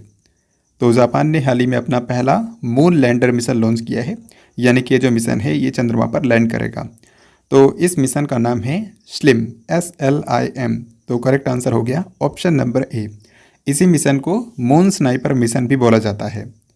अब मैं आपको दिखाता हूँ, यहाँ पर आप देख सकते हैं जापान की जो स्पेस एजेंसी है उसका नाम है जापान एरोस्पेस एक्सप्लोरेशन एजेंसी यानी कि जाक्सा। तो जाक्सा ने हाल ही में एक रॉकेट लॉन्च किया जिसका नाम है H2A-202 और इसी एक रॉकेट के जरिए एक ही साथ में 2 मिशन को लॉन्च कर दिया गया। एक तो यहाँ का जो पहला मून लैंडर मिशन है यानी कि स्लिम मिशन, इसी को मून स्नाइपर मिशन भी बोला जाता है और इसमें एक लैंडर और साथ में 2 रोवर भेजे गए हैं। स्लिम का फुल फॉर्म भी यहाँ पर आप देख सकते हैं, smart lander for investigating moon. फिर मैंने आपको बताया कि इसमें एक और मिशन लॉन्च किया गया साथ ही साथ में, उसका नाम है X-ray imaging and spectroscopy mission यानी कि एक्स-रिज्म। तो ये एक तरह का टेलीस्कोप है जिसको लॉन्च कर दिया गया है। ये ब्रह्मांड की स्टडी के लिए लॉन्च किया गया है।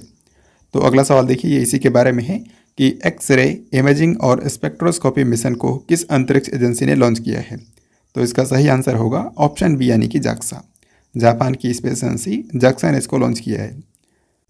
हाल ही में एक बुक लॉन्च की गई है जिसका टाइटल है आइडल्स अनअर्थिंग द पावर ऑफ मूर्ति पूजा। तो मूर्ति पूजा के महत्व के बारे में ये बुक लिखी गई है और इसको 2 लोगों ने मिलकर के लिखा है, एक तो भावना रॉय और दूसरे हैं अमीश त्रिपाठी। तो इस क्वेश्चन का आंसर हो जाएगा ऑप्शन सी यानी कि ए और बी दोनों। तो आपको याद रखना है कि आइडल्स नाम की बुक को लिखा है भावना रॉय और अमीश त्रिपाठी ने। हाल ही में 13 सितंबर को गांधीनगर से आयुष्मान भव अभियान की शुरुआत किसने की है? आयुष्मान भव अभियान, आप इसके नाम से समझ सकते हैं कि देश के हर एक व्यक्ति तक स्वास्थ्य सुविधाएं उपलब्ध कराना इसका मेन मकसद है। तो आयुष्मान भव अभियान जो है इसको हाल ही में भारत की राष्ट्रपति द्रौपदी मुर्मू ने गांधीनगर से लॉन्च किया था। गुजरात की राजधानी गांधीनगर से इन्होंने इसको लॉन्च किया है। हालांकि ये एक देशव्यापी अभियान था, तो पूरे देश के अंदर ही चलाया गया। हाल ही में 13 सितंबर को किस केंद्रीय मंत्री ने स्किल इंडिया डिजिटल का शुभारंभ किया है? तो स्किल इंडिया डिजिटल क्या है?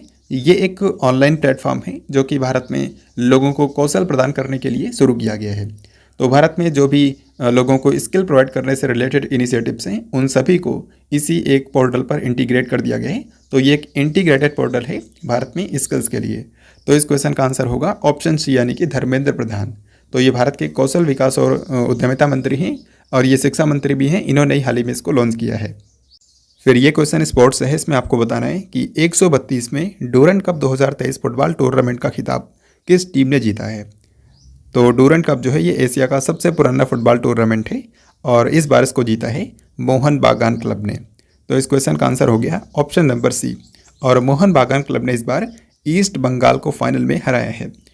अगर आपसे पूछे कि इस बार ये टूर्नामेंट कहाँ पर हुआ था, तो भारत के 3 शहरों में इसका आयोजन किया गया था। एक तो पश्चिम बंगाल की राजधानी कोलकाता में, फिर असम के 2 शहरों में इसका आयोजन किया गया, गुवाहाटी और कोकराझार। तो इस तरीके से टोटल 3 सिटीज़ के अंदर इसका आयोजन किया गया था और मोहन बागान क्लब ने इसको जीता है। पश्चिम बंगाल की सरकार ने फुटबॉल को बढ़ावा देने के लिए किस लीग के साथ में समझौता ज्ञापन पर हस्ताक्षर किए हैं? तो पश्चिम बंगाल के जो मुख्यमंत्री हैं ममता बनर्जी, वो हाल ही में स्पेन की राजधानी मैड्रिड गई थी और वहाँ पर उन्होंने जो स्पेनिश फुटबॉल लीग है ला लीगा, उसके साथ में एक समझौता ज्ञापन पर हस्ताक्षर किए हैं ताकि राज्य के अंदर फुटबॉल को बढ़ावा दिया जा सके। तो इस क्वेश्चन का आंसर होगा ऑप्शन बी, यानी कि ला लीगा। देन ये क्वेश्चन देखिए, इसमें आपको बताना है कि एशिया कप 2023 क्रिकेट टूर्नामेंट का खिताब किसने जीता है? एशिया कप जो है ये एशिया लेवल पर क्रिकेट का टूर्नामेंट होता है और इस बार इसको भारत ने जीत लिया है। सो हमारा आंसर है ऑप्शन ए। भारत ने यहाँ पर फाइनल में श्रीलंका को हराया था, ये भी आपको याद रखना है। अब आइए इस पूरे टूर्नामेंट के बारे में मैं आपको सारी चीज़ें बताता हूँ, क्योंकि ये काफ़ी इंपॉर्टेंट है और एग्जाम के अंदर इससे पूछे जा सकते हैं क्वेश्चंस। तो आप देख सकते हैं कि इस बार 16वां एशिया कप था और इसका आयोजन 2 कंट्रीज़ में किया गया, पाकिस्तान और श्रीलंका। 2 कंट्रीज़ ने इसको होस्ट किया था। इसमें टोटल 6 टीमें थी जिसमें भारत भी शामिल था और भारत ने ही इसको जीता भी है। आप देख सकते हैं रनर अप यहाँ पर रहा है श्रीलंका। तो भारत ने श्रीलंका को हराया और अपना 8वां खिताब जीता है, यानी कि भारत ने एशिया कप को 8वीं बार जीता है। प्लेयर ऑफ द सीरीज़ कौन रहा? तो भारत के कुलदीप यादव को प्लेयर ऑफ द सीरीज़ का अवार्ड मिला। फिर मोस्ट रन्स की बात करें तो सबसे ज़्यादा रन बनाए थे शुभमन गिल ने और इन्होंने 302 रन बनाए थे। सबसे ज़्यादा विकेट लिए थे श्रीलंका के खिलाड़ी हैं जिनका नाम है मथीसा पथिराना, उन्होंने 11 विकेट लिए थे। तो आप देखिए इसी से रिलेटेड एक क्वेश्चन आपके सामने है कि एशिया कप 2023 में मैन ऑफ द सीरीज़ का खिताब किसको दिया गया? तो अभी मैंने आपको बताया भारत के कुलदीप यादव को मैन ऑफ द सीरीज़ घोषित किया गया। तो करेक्ट आंसर होगा ऑप्शन नंबर सी। 14 और 15 अक्टूबर को होने वाले ग्लोबल इंडिया AI 2023 का आयोजन कौन सा मंत्रालय करेगा? तो आर्टिफिशियल इंटेलिजेंस पर चर्चा करने के लिए एक सम्मेलन भारत के अंदर होने वाला है जिसका नाम है ग्लोबल इंडिया AI 2023। तो ये अक्टूबर में 14 और 15 अक्टूबर को होगा और इसको आयोजित करेगा इलेक्ट्रॉनिक्स और सूचना प्रौद्योगिकी मंत्रालय, यानी कि ministry of electronics and information technology. हाल ही में किस अमेरिकी राज्य ने अक्टूबर माह को हिंदू विरासत माह के रूप में औपचारिक रूप से नामित किया है? तो इसका सही आंसर है ऑप्शन ए, यानी कि जॉर्जिया।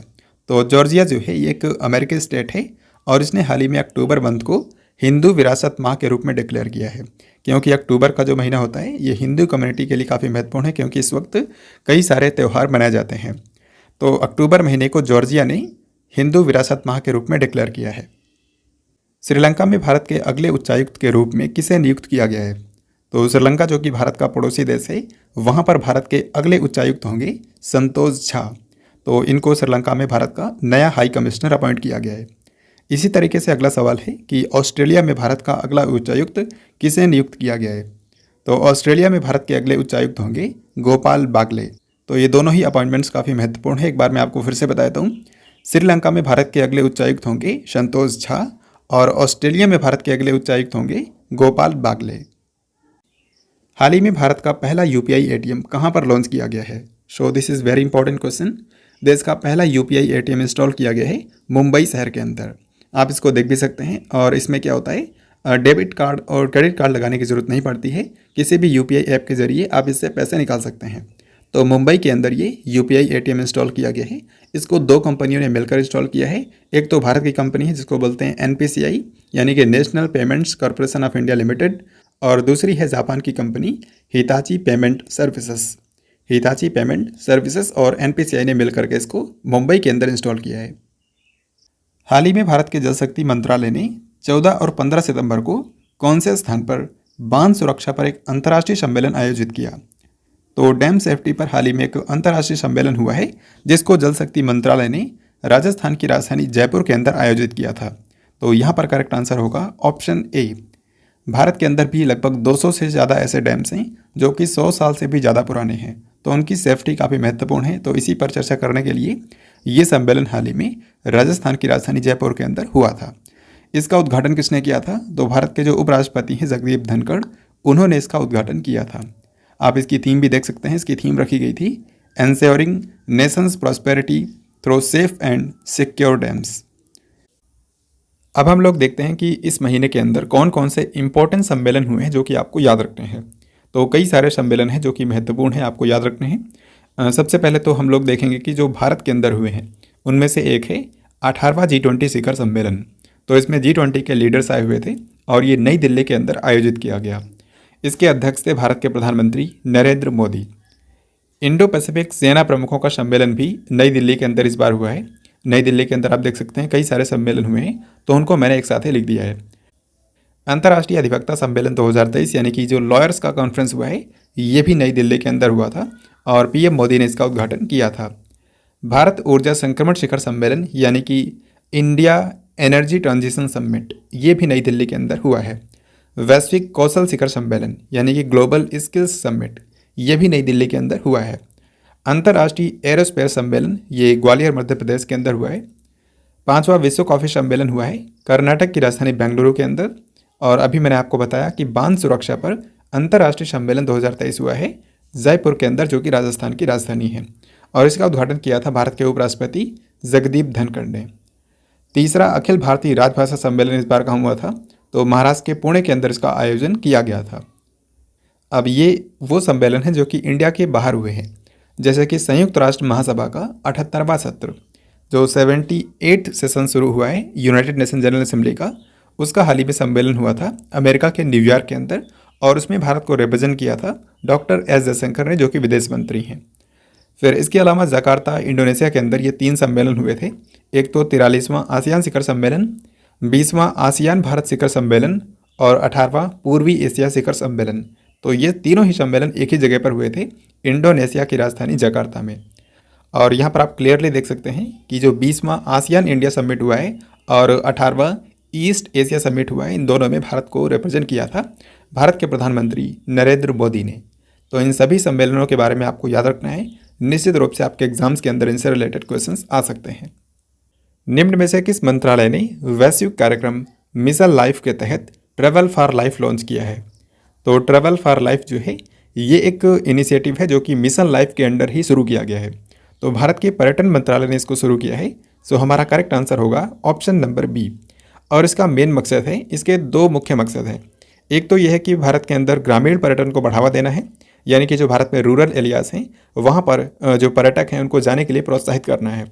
और दूसरा ये है कि भारत के जो ऐतिहासिक स्थल हैं, इमारत हैं, उनको साफ़ सुथरा बनाना है ताकि वहाँ पर भी पर्यटन को बढ़ावा मिल सके। तो ये बात आपको याद रखनी है। अब आगे देखते हैं।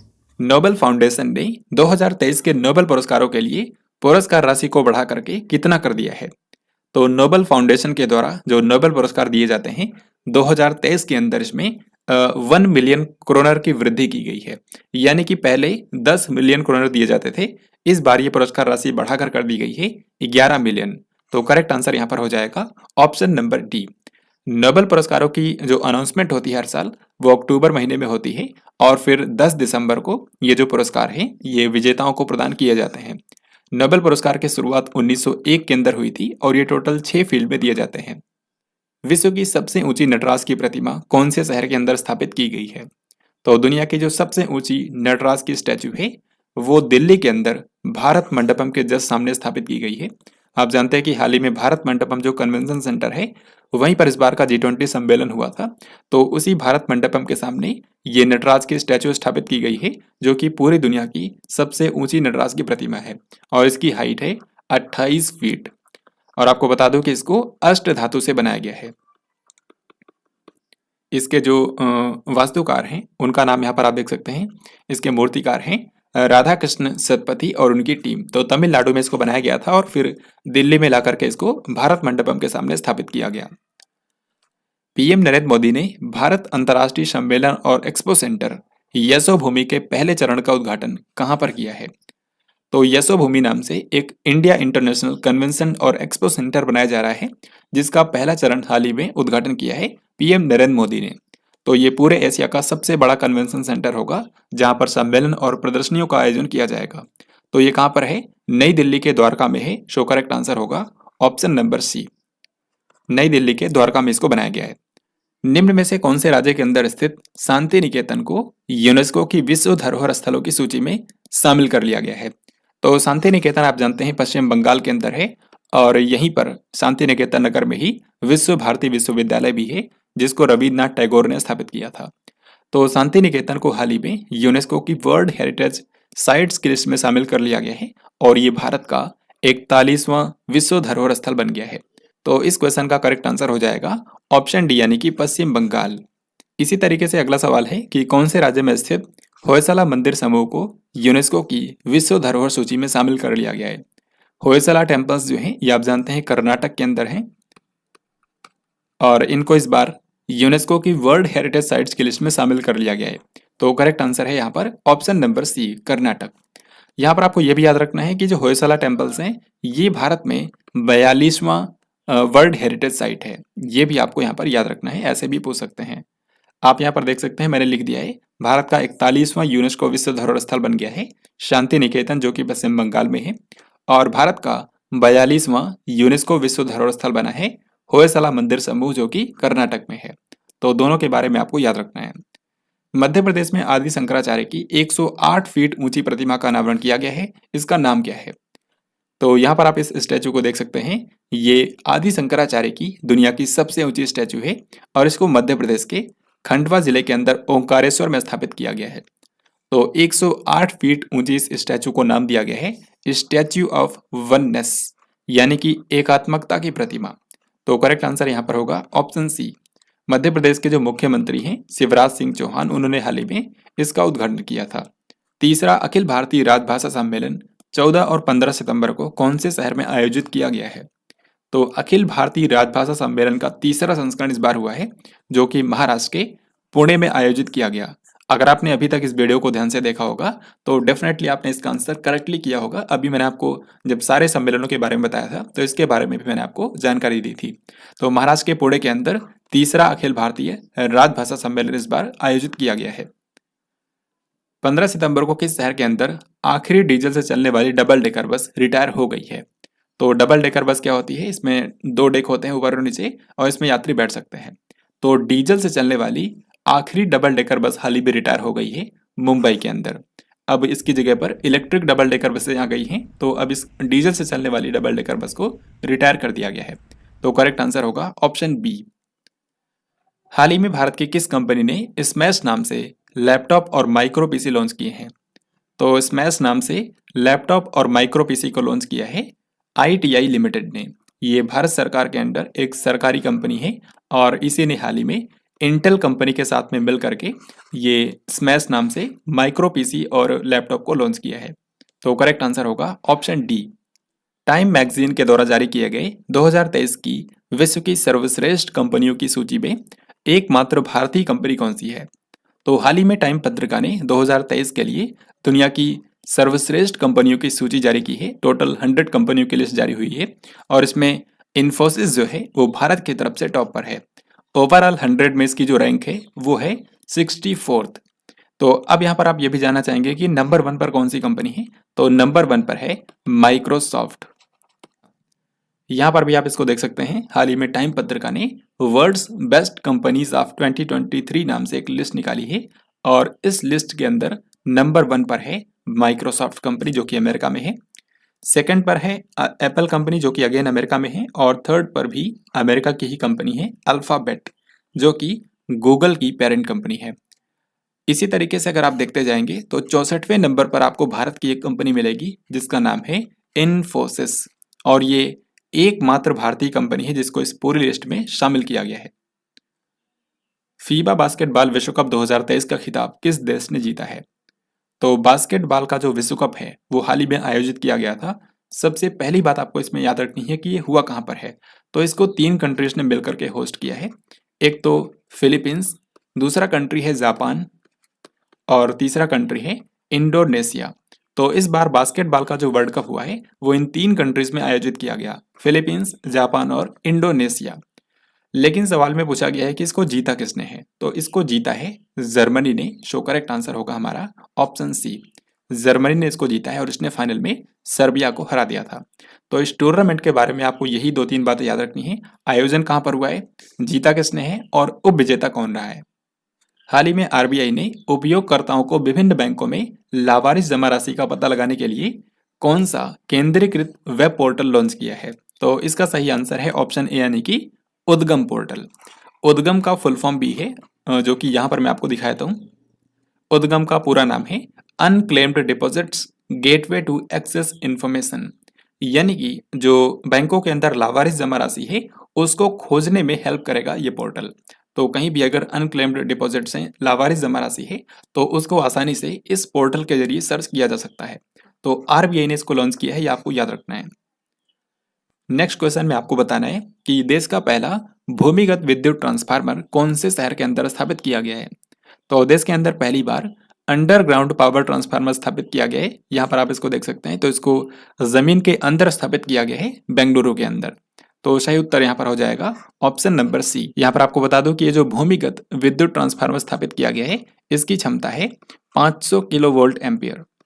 500 किलोवोल्ट एम्पियर। हाल ही में पहली बार अंतर्राष्ट्रीय पुलिस सहयोग दिवस कब मनाया गया? तो अंतर्राष्ट्रीय स्तर पर पुलिस सहयोग को बढ़ावा देने के लिए ये पहली बार ये जो डे है वो सेलिब्रेट किया गया है, अंतर्राष्ट्रीय पुलिस सहयोग दिवस। तो ये अब से हर साल 7 सितंबर को मनाया जाएगा। सो करेक्ट आंसर हो गया ऑप्शन सी। आपको यहाँ पर बता दो कि ये 7 सितंबर की डेट इसलिए चूज की गई है क्योंकि इसी दिन 1923 के अंदर इंटरपोल नाम की संस्था की स्थापना हुई थी। इंटरपोल, जिसको इंटरनेशनल पुलिस भी बोला जाता है क्योंकि ये अंतर्राष्ट्रीय स्तर पर पुलिस सहयोग के लिए काम करता है। तो इसके स्थापना के दिन को ही अब से अंतर्राष्ट्रीय पुलिस सहयोग दिवस के रूप में 7 सितंबर को हर साल मनाया जाएगा। यहाँ पर आप इसकी थीम भी देख सकते हैं। इसकी थीम रखी गई है वुमेन इन पुलिसिंग। अब मैं आपको बताता हूँ कि इस महीने के अंदर कौन कौन से इंपॉर्टेंट डेज हैं जो कि आपको याद रखने हैं, और अगर उनकी थीम महत्वपूर्ण हुई तो वो भी मैं आपको बताऊंगा। सबसे पहले है 2 सितंबर। तो 2 सितंबर को मनाया जाता है वर्ल्ड कोकोनट डे यानी कि विश्व नारियल दिवस। 5 सितंबर को आप सभी जानते हैं राष्ट्रीय स्तर पर शिक्षक दिवस होता है क्योंकि डॉक्टर सर्वपल्ली राधाकृष्णन जी की जयंती होती है। देन इसके बाद 7 सितंबर को मनाया जाता है नीले आसमान के लिए अंतर्राष्ट्रीय स्वच्छ वायु दिवस, international day of clean air for blue skies. और इसकी थीम बहुत ही महत्वपूर्ण है, इसको आपको जरूर याद रखना है, टुगेदर फॉर क्लीन एयर, ये इसकी थीम है। और ये आपको नहीं बोलना है कि 7 सितंबर को इस बार पहली बार मनाया गया है अंतर्राष्ट्रीय पुलिस सहयोग दिवस, जिसकी थीम है वुमेन इन पुलिसिंग। देन इसके जस्ट बाद 8 सितंबर को मनाया जाता है अंतर्राष्ट्रीय साक्षरता दिवस, इंटरनेशनल लिटरेसी डे। फिर इसके बाद 10 सितंबर को होता है विश्व आत्महत्या रोकथाम दिवस यानी कि वर्ल्ड सुसाइड प्रिवेंशन डे। इसकी इस बार थीम रखी गई है क्रिएटिंग होप थ्रू एक्शन। पिछले 3 सालों से इसकी यही थीम है, 2021 से लेकर के 2023 तक के लिए यही थीम रखी गई। फिर इसके बाद आप सभी जानते हैं कि 14 सितंबर को मनाया जाता है भारत के अंदर हिंदी दिवस। देन 15 सितंबर हम लोग देखें तो 15 सितंबर को होता है अंतर्राष्ट्रीय लोकतंत्र दिवस, इंटरनेशनल डे ऑफ डेमोक्रेसी। इसकी थीम बहुत ही महत्वपूर्ण है, इसकी थीम है empowering the next generation. Engineer दिवस भी 15 सितंबर को ही मनाया जाता है क्योंकि भारत के महान सिविल इंजीनियर एम विश्वेश्वरैया का ये जन्मदिन होता है। फिर 16 सितंबर को होता है विश्व ओजोन संरक्षण दिवस। ओजोन संरक्षण के बारे में यह दिवस होता है। इसकी इस बार थीम रखी गई है Montreal protocol, fixing the ozone layer and reducing climate change. 17 सितंबर को मनाया जाता है विश्व रोगी सुरक्षा दिवस यानी कि पेशेंट सेफ्टी के ऊपर यह दिन केंद्रित होता है। इस बार इसकी थीम रखी गई है elevate the voice of patients. फिर इसके बाद 21 सितंबर को मनाया जाता है अंतर्राष्ट्रीय शांति दिवस यानी कि इंटरनेशनल डे ऑफ पीस। यहाँ पर आप इसकी थीम भी देख सकते हैं, actions for peace, our ambition for the global goals. Then इसके बाद और आगे बढ़ते हैं, 25 सितंबर को मनाया जाता है अंत्योदय दिवस, जो कि पंडित दीनदयाल उपाध्याय जी की जयंती होती है। फिर 27 सितंबर को मनाया जाता है विश्व पर्यटन दिवस, वर्ल्ड टूरिज्म डे। ये बहुत ही महत्वपूर्ण है, इसकी थीम भी आपको याद रखनी है, tourism and green investment. Then इसके बाद 28 सितंबर को होता है विश्व रेबीज दिवस। तो रेबीज जो बीमारी होती है उसके बारे में जागरूकता बढ़ाने के लिए ये दिवस हर साल 28 सितंबर को मनाया जाता है। इसकी इस बार थीम है rabies, all for one, one health for all. फिर 29 सितंबर को मनाया जाता है विश्व हृदय दिवस यानी कि वर्ल्ड हार्ट डे। इसकी इस बार थीम रखी गई है यूज हार्ट नो हार्ट। तो इस तरीके से फ्रेंड्स यहाँ पर हम लोगों ने सितंबर मंथ के जो भी इंपॉर्टेंट डेज एंड थीम्स थे वो मैंने आपको बता दिया है। सितंबर महीने में ही सबसे ज़्यादा आपको याद रखने होते हैं डेज एंड थीम्स, तो इनको आपको ज़रूर याद रखना है क्योंकि एग्जाम के अंदर यहाँ से क्वेश्चंस पूछे जाते हैं। तो अभी हम लोग आगे देखते हैं। 23 सितंबर से लेकर के 8 अक्टूबर तक एशियाई खेल 2022 कहाँ पर आयोजित किए गए? Asian games 2022। ये वैसे तो 2022 में ही होने थे लेकिन कोरोना के चलते ये नहीं हो पाए थे और अभी 23 सितंबर से लेकर के 8 अक्टूबर के बीच में इसका आयोजन किया गया है। तो क्योंकि इसका मेजबान चीन का हंगझाओ शहर था, सो यहाँ पर हमारा आंसर होगा ऑप्शन नंबर बी, चीन के हंगझाओ में इसका आयोजन किया गया है। एशियाई खेल 2022 के लिए भारतीय दल में एथलीटों की कुल संख्या कितनी है?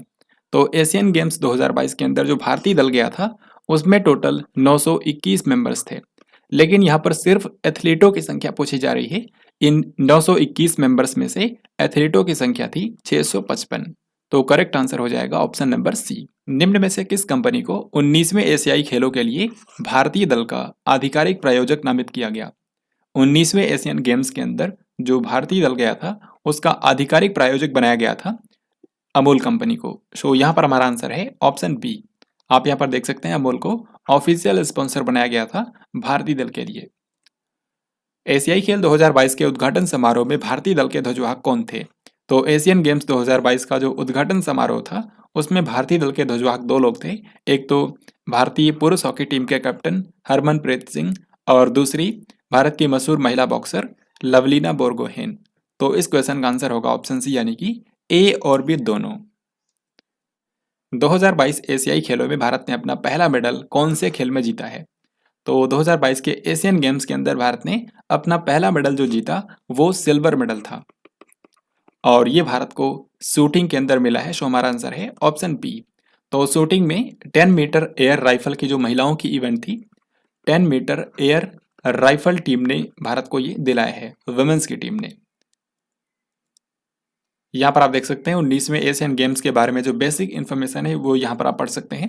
जैसे कि 23 सितंबर से लेकर के 8 अक्टूबर तक इसका आयोजन किया गया। चीन के हंगझाओ में इसका आयोजन किया गया था। टोटल 40 स्पोर्ट्स इसमें शामिल किए गए थे और इसका मोटो यानी कि आदर्श वाक्य था हार्ट टू हार्ट फ्यूचर। इसमें 3 मैस्कॉट्स थे, यहाँ पर आप देख सकते हैं कॉन्ग, लियान लियन और चेन चेन। ये सभी रोबोटिक कैरेक्टर्स हैं। भारतीय दल की बात करें तो भारतीय दल में टोटल 655 एथलीट्स थे और इन्होंने 35 स्पोर्ट्स के अंदर पार्टिसिपेट किया। अब ये गेम्स समाप्त भी हो चुके हैं, तो मैं आपको बताता हूँ भारत ने टोटल 107 मेडल जीते हैं और ये पहली बार था जब भारत ने 100 का आंकड़ा यहाँ पर क्रॉस किया हो एशियन गेम्स के अंदर। दूसरी चीज़ आपको याद रखनी है कि इसमें से गोल्ड मेडल कितने हैं, तो 28 गोल्ड मेडल भारत ने जीते हैं। बाकी चीज़ें मैं आपको अक्टूबर वाली वीडियो में बताऊंगा, तो अभी के लिए आगे बढ़ते हैं। हाल ही में किस देश ने दुनिया के पहले पोर्टेबल अस्पताल का अनावरण किया है जिसका नाम रखा गया है आरोग्य मैत्री क्यूब? तो इसके आप नाम से ही समझ सकते हैं कि इसको भारत ने बनाया है। भारत ने हाल ही में दुनिया का पहला पोर्टेबल हॉस्पिटल बनाया है। बेसिकली ये 72 क्यूब्स से बना हुआ है। ये जो हॉस्पिटल है इसको 72 क्यूब्स के जरिए बनाया गया है और फिर इसको एक एक क्यूब करके दूसरी जगह पर ले जाया जा सकता है और वहाँ पर फिर से इसको असेंबल करके ये हॉस्पिटल बहुत ही जल्द तैयार की जा सकती है। तो इस तरीके से दुनिया का पहला पोर्टेबल हॉस्पिटल बनाया है भारत ने, जिसको नाम दिया गया है आरोग्य मैत्री क्यूब। सीमा सड़क संगठन यानी कि BRO इनमें से किस स्थान पर दुनिया के सबसे ऊंचे लड़ाकू हवाई क्षेत्र का निर्माण करेगा? तो दुनिया का हाईएस्ट कॉम्बैट एयरफील्ड बनाया जा रहा है लद्दाख के न्योमा के अंदर। तो इस क्वेश्चन का आंसर होगा ऑप्शन ए। भारत का पहला सौर शहर यानी कि सोलर सिटी कौन सा बन गया है? सोलर सिटी का मतलब यह है कि यहाँ पर जो भी एनर्जी की नीड है उसको सोलर एनर्जी का इस्तेमाल करके पूरा किया जा रहा है। तो कौन सा ये शहर है? ये है सांची। मध्य प्रदेश का जो सांची शहर है इसको भारत का पहला सोलर सिटी डिक्लेयर किया गया है। तो करेक्ट आंसर होगा ऑप्शन ए। कमेंट्स में आपको लिखकर बताना है कि भारत का पहला सोलर विलेज कौन सा है। 17 सितंबर को पीएम मोदी ने पीएम विश्वकर्मा योजना का शुभारंभ किया है। इस पर कितने करोड़ रुपए खर्च किए जाएंगे? तो पीएम विश्वकर्मा योजना जो है ये इस बार की विश्वकर्मा जयंती के अवसर पर शुरू की गई है और इस पर टोटल 13,000 करोड़ रुपए खर्च किए जाएंगे। ये अमाउंट जो है ये 5 सालों के अंदर खर्च किए जाएंगे। तो इसका आंसर होगा ऑप्शन ए। यहाँ पर आप देख सकते हैं इस योजना के बारे में पीएम मोदी ने 17 सितंबर को विश्वकर्मा जयंती के अवसर पर इसका शुभारंभ किया है। ये योजना जो है ग्रामीण और शहरी क्षेत्रों के जो कारीगर और शिल्पकार हैं उनको सहायता प्रदान करने के लिए शुरू की गई है।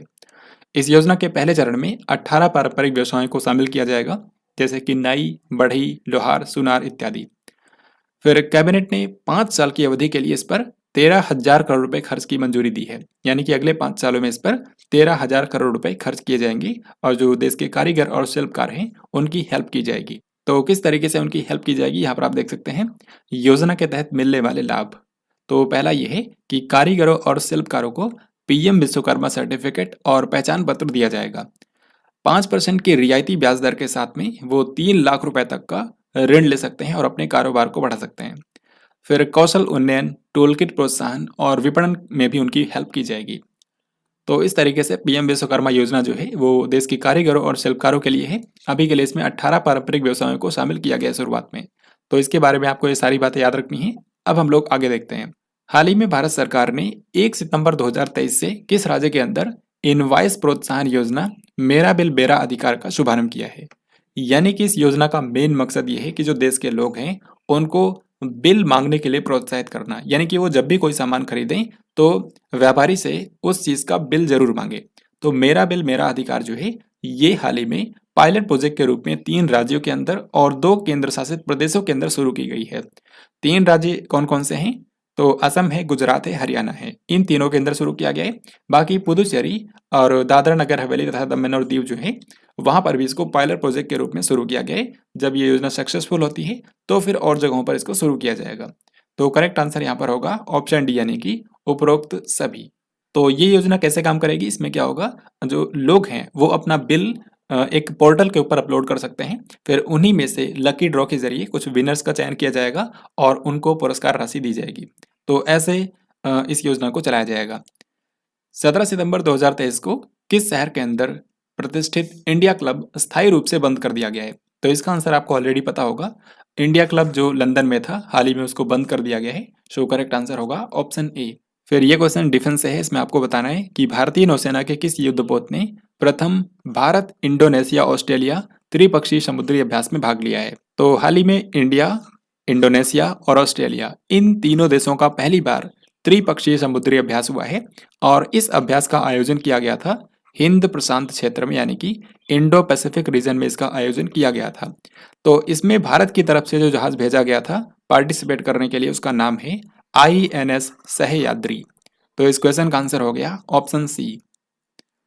निम्न में से किस बॉलीवुड अभिनेता को टाइम 100 इम्पैक्ट अवार्ड्स 2023 से सम्मानित किया गया?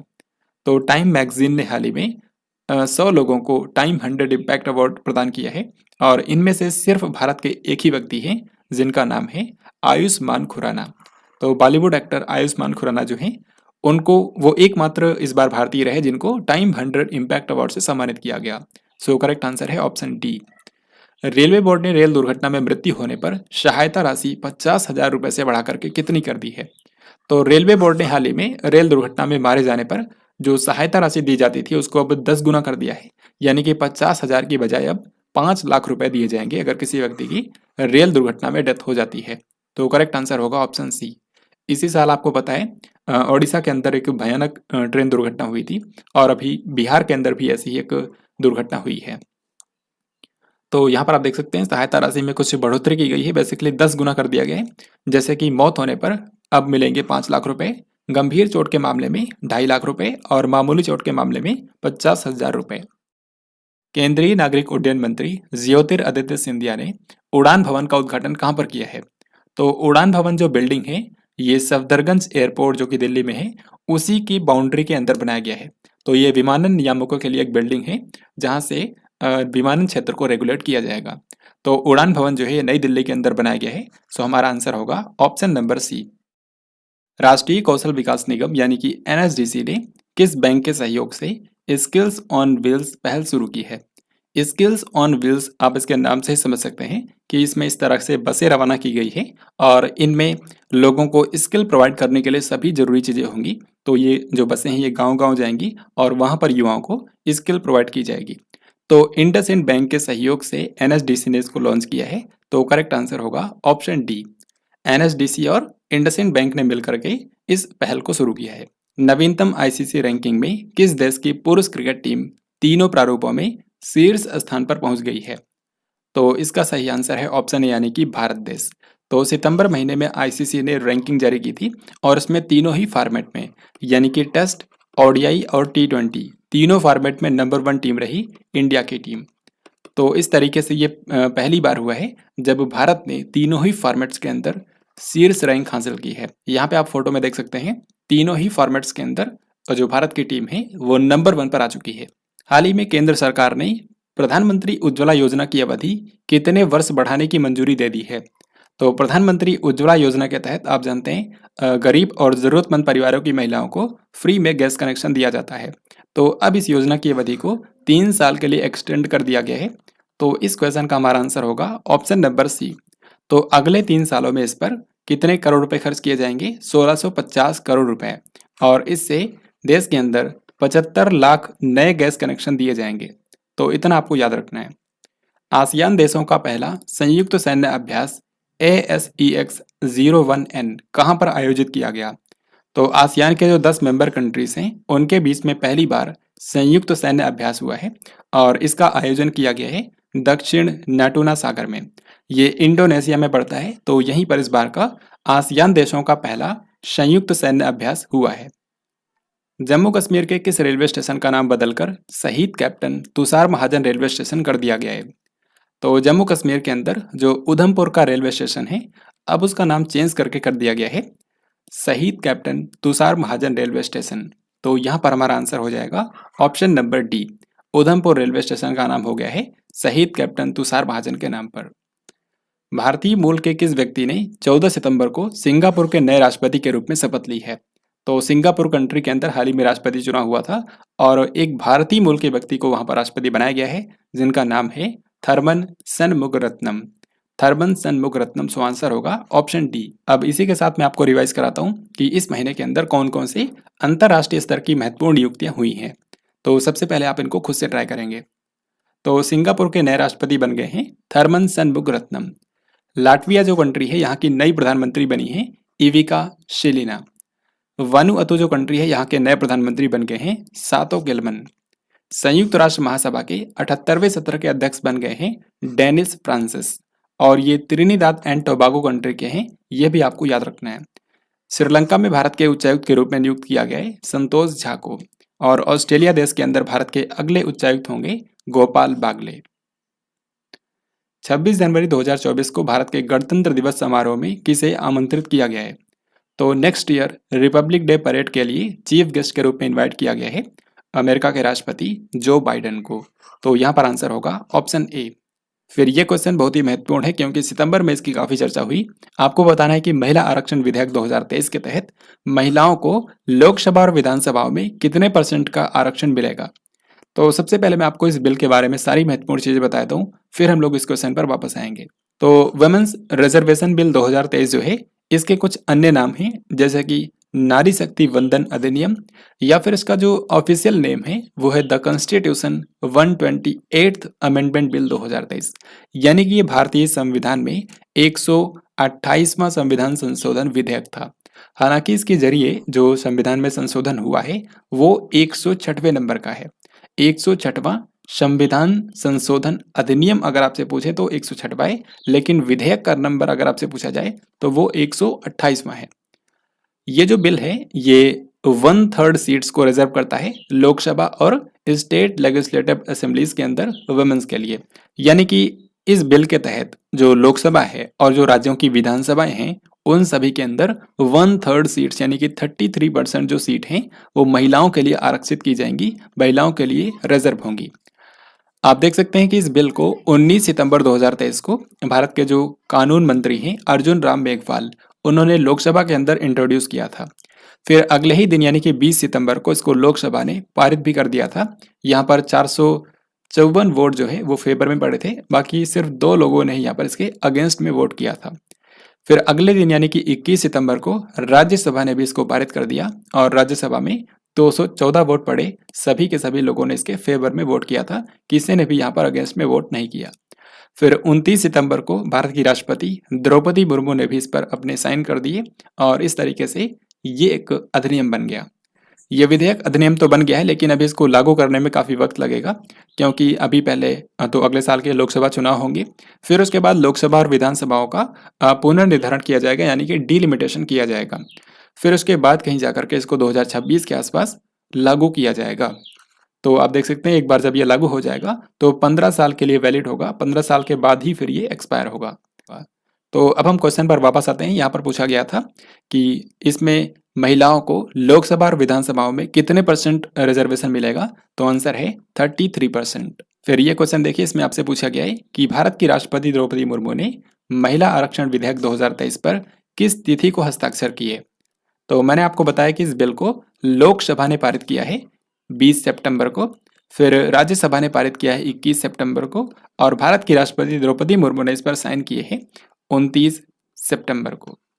तो इतनी बातें आपको याद रखनी है। सो हमारा आंसर होगा option B. Zurich diamond league 2023 में नीरज चोपड़ा ने भाला फेंक के अंदर कौन सा मेडल जीता है। ज्यूरिक डायमंड लीग, जो कि इसके आप नाम से समझ सकते हैं, हाल ही में स्विट्जरलैंड के अंदर आयोजित किया गया एक एथलेटिक्स का टूर्नामेंट था और इसमें भाला फेंक में नीरज चोपड़ा ने सिल्वर मेडल जीता है, क्योंकि ये 2nd प्लेस पर आए थे। तो यहाँ पर हमारा आंसर होगा ऑप्शन नंबर ए।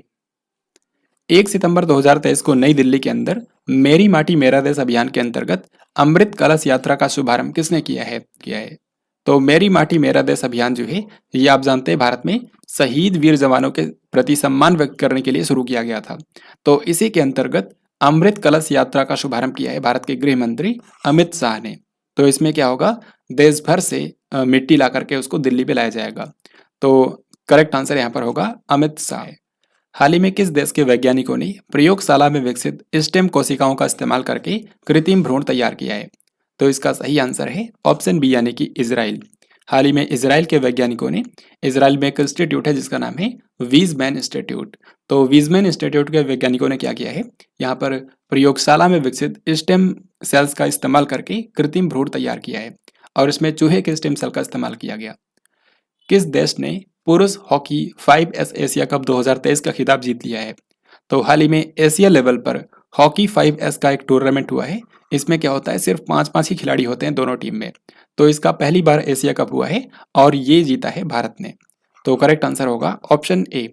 ये कहाँ पर हुआ था, ये ओमान के अंदर आयोजित किया गया था और इसको भारत ने जीता है। इसी के साथ भारत ने जो हॉकी 5S के अंदर वर्ल्ड कप होने वाला है 2024 के अंदर, उसके लिए भी क्वालिफाई कर लिया है और वो टूर्नामेंट भी ओमान के अंदर ही आयोजित किया जाएगा। किस राज्य के चोखुवा चावल को, जिसको मैजिक राइस भी कहा जाता है, हाल ही में भौगोलिक संकेतक टैग यानी कि GI टैग मिला है। तो चोखुवा चावल जिसको मैजिक राइस भी बोला जाता है, ये असम राज्य का चावल है। सो आंसर होगा ऑप्शन नंबर ए। यहाँ पर आप देख सकते हैं हाल ही में कई सारे प्रोडक्ट्स को GI टैग दिया गया है, जैसे कि चोखुवा चावल जिसको मैजिक राइस भी बोला जाता है, ये असम का चावल है, इसको GI टैग मिल गया है। इसके अलावा जम्मू कश्मीर के 2 प्रोडक्ट्स को मिला है, एक तो भद्रवाह राजमा और दूसरा रामबन सुलाई शहद। फिर ओडिशा के भी 2 प्रोडक्ट्स को मिला है, एक तो कोरापुट का काला जीरा चावल और रायगढ़ की सॉल। तमिलनाडु के सलेम जिले के अंदर उगाया जाने वाला जो साबूदाना है उसको GI टैग मिल गया है और आंध्र प्रदेश के अत्रेयापुरम गांव के अंदर जो पूथा केरलू मिठाई खाई जाती है उसको भी GI टैग मिल गया है। हाल ही में किस देश ने हीरो किम कुन ओके नामक अपनी पहली परमाणु हमला पनडुब्बी लॉन्च की है। तो आपको बताना है कि इनमें से वो कौन सा देश है जिसने हाल ही में अपनी पहली न्यूक्लियर अटैक सबमरीन लॉन्च की है, जिसका नाम है हीरो किम कुन ओके। तो इसके आप नाम से ही समझ सकते हैं, इसको उत्तर कोरिया ने लॉन्च किया है, जहाँ के तानाशाह हैं किम जोंग उन। हाल ही में 1 से लेकर के 7 सितंबर तक क्लाइमेट फुटबॉल कप 2023 कौन से स्थान पर आयोजित किया गया। क्लाइमेट फुटबॉल कप 2023 जो है ये फुटबॉल का एक टूर्नामेंट था और हाल ही में लद्दाख की राजधानी लेह के अंदर इसका आयोजन किया गया। तो सही आंसर होगा ऑप्शन ए। विश्व रोगी सुरक्षा दिवस 2023 का विषय क्या है? World patient safety day. यह हर साल 17 सितंबर को मनाया जाता है और अभी मैंने आपको बताया था इसकी थीम रखी गई है elevate the voice of patients, यानी कि मरीजों की आवाज़ को ऊपर उठाएं। तो करेक्ट आंसर होगा ऑप्शन डी। 1 से लेकर के 3 सितंबर तक मुद्रा उत्सव 2023 कहाँ पर आयोजित किया गया है? मुद्रा उत्सव 2023 यानी कि इसके आप नाम से समझ सकते हैं, इसमें भारत की विभिन्न करेंसीज को दिखाया गया। काफ़ी पुराने राजाओं के टाइम पर भी जो मुद्राएं इस्तेमाल की जाती थी उनको इसमें प्रदर्शित किया गया। तो ये दिल्ली के अंदर हुआ था, सो आंसर होगा ऑप्शन ए। हाल ही में केंद्र सरकार ने कितने परिव्यय के साथ ई कोर्ट परियोजना के तीसरे चरण को मंजूरी दे दी है? तो इस बार के बजट के अंदर भी अनाउंस किया गया था कि ई कोर्ट परियोजना का तीसरा चरण शुरू किया जाएगा और अभी इस योजना को मंजूरी दे दी गई है। तो 7,210 करोड़ रुपए के साथ ई कोर्ट परियोजना के तीसरे चरण को मंजूरी दी गई है। सो करेक्ट आंसर होगा ऑप्शन सी। निम्न में से किस कंपनी ने भारत के घरेलू क्रिकेट मैचों और बीसीसीआई टूर्नामेंट्स के प्रसारण के लिए मीडिया अधिकार हासिल कर लिए हैं? तो इसका सही आंसर है ऑप्शन डी, यानी कि वाईकॉम 18। वाईकॉम 18 जो कंपनी है उसने हाल ही में भारत के अंदर जो घरेलू क्रिकेट मैच होते हैं और जो बीसीसीआई के टूर्नामेंट्स होते हैं उन सभी के प्रसारण के लिए मीडिया अधिकार हासिल कर लिए हैं। फिर ये क्वेश्चन गवर्नमेंट स्कीम से है, इसमें आपको बताना है कि किस राज्य की सरकार ने मुख्यमंत्री संपूर्ण पुष्टि योजना शुरू की है। मुख्यमंत्री संपूर्ण पुष्टि योजना जो है इसको शुरू किया है ओडिशा राज्य की सरकार ने। यहाँ पर आप देख सकते हैं ओडिशा के मुख्यमंत्री नवीन पटनायक ने हाल ही में इस योजना का शुभारंभ किया है। तो इसमें क्या होगा, इसमें राज्य की जो गर्भवती महिलाएं हैं और जो कुपोषित बच्चे हैं उनको संपूर्ण पोषण प्रदान करने के लिए उनको पोषण युक्त भोजन दिया जाएगा। मिस इंटरनेशनल इंडिया 2023 का खिताब किसने जीता है? मिस इंटरनेशनल इंडिया 2023 जो है ये एक सौंदर्य प्रतियोगिता है जो कि भारत के अंदर हुई थी और इसको जीता है प्रवीणा अंजना ने। तो ये अब मिस इंटरनेशनल जो प्रतियोगिता होगी विश्व स्तर पर उसमें ये भारत को रिप्रेजेंट करेंगी। मिस दीवा यूनिवर्स इंडिया 2023 का खिताब किसने जीता है? तो मिस दीवा यूनिवर्स इंडिया 2023 को जीता है श्वेता शारदा ने। श्वेता शारदा, और ये कहाँ से हैं? ये चंडीगढ़ की रहने वाली हैं और ये अब मिस यूनिवर्स के अंदर भारत को रिप्रेजेंट करेंगी। प्रवीणा अंजना कहाँ से हैं? तो ये राजस्थान के उदयपुर के रहने वाली हैं जिन्होंने मिस इंटरनेशनल इंडिया 2023 का खिताब जीता है। तो दोनों के बारे में आपको याद रखना है। मास्टर कार्ड इंडिया के नए चेयरमैन कौन बन गए हैं? मास्टर कार्ड कंपनी की जो इंडिया में ब्रांच है मास्टर कार्ड इंडिया, उसके नए अध्यक्ष बन गए हैं रजनीश कुमार जो कि एसबीआई के पूर्व चेयरमैन हैं। निपा वायरस के संक्रमण से निपटने के लिए आईसीएमआर ने किस राज्य को ट्रूनेट परीक्षण की अनुमति दे दी है? तो ट्रूनेट जो है ये एक डिवाइस होती है जिससे निपा वायरस के संक्रमण का पता लग सकता है। यानी कि अगर किसी व्यक्ति को निपा वायरस है तो उसको ट्रूनेट टेस्ट के जरिए पता लगाया जा सकता है। तो आईसीएमआर ने हाल ही में केरल राज्य को ट्रूनेट परीक्षण की अनुमति दे दी है। तो करेक्ट आंसर होगा ऑप्शन ए, यानी कि केरल। ट्रूनेट नाम की ये जो डिवाइस है इसको बनाया किसने है? इसको गोवा की Molbio diagnostics private limited company ने बनाया है। हाल ही में किस कंपनी के द्वारा विकसित किए गए ब्रेन चिप को लकवाग्रस्त रोगियों पर परीक्षण के लिए मंजूरी मिल गई है? तो इसका सही आंसर होगा ऑप्शन सी, यानी कि न्यूरालिंक।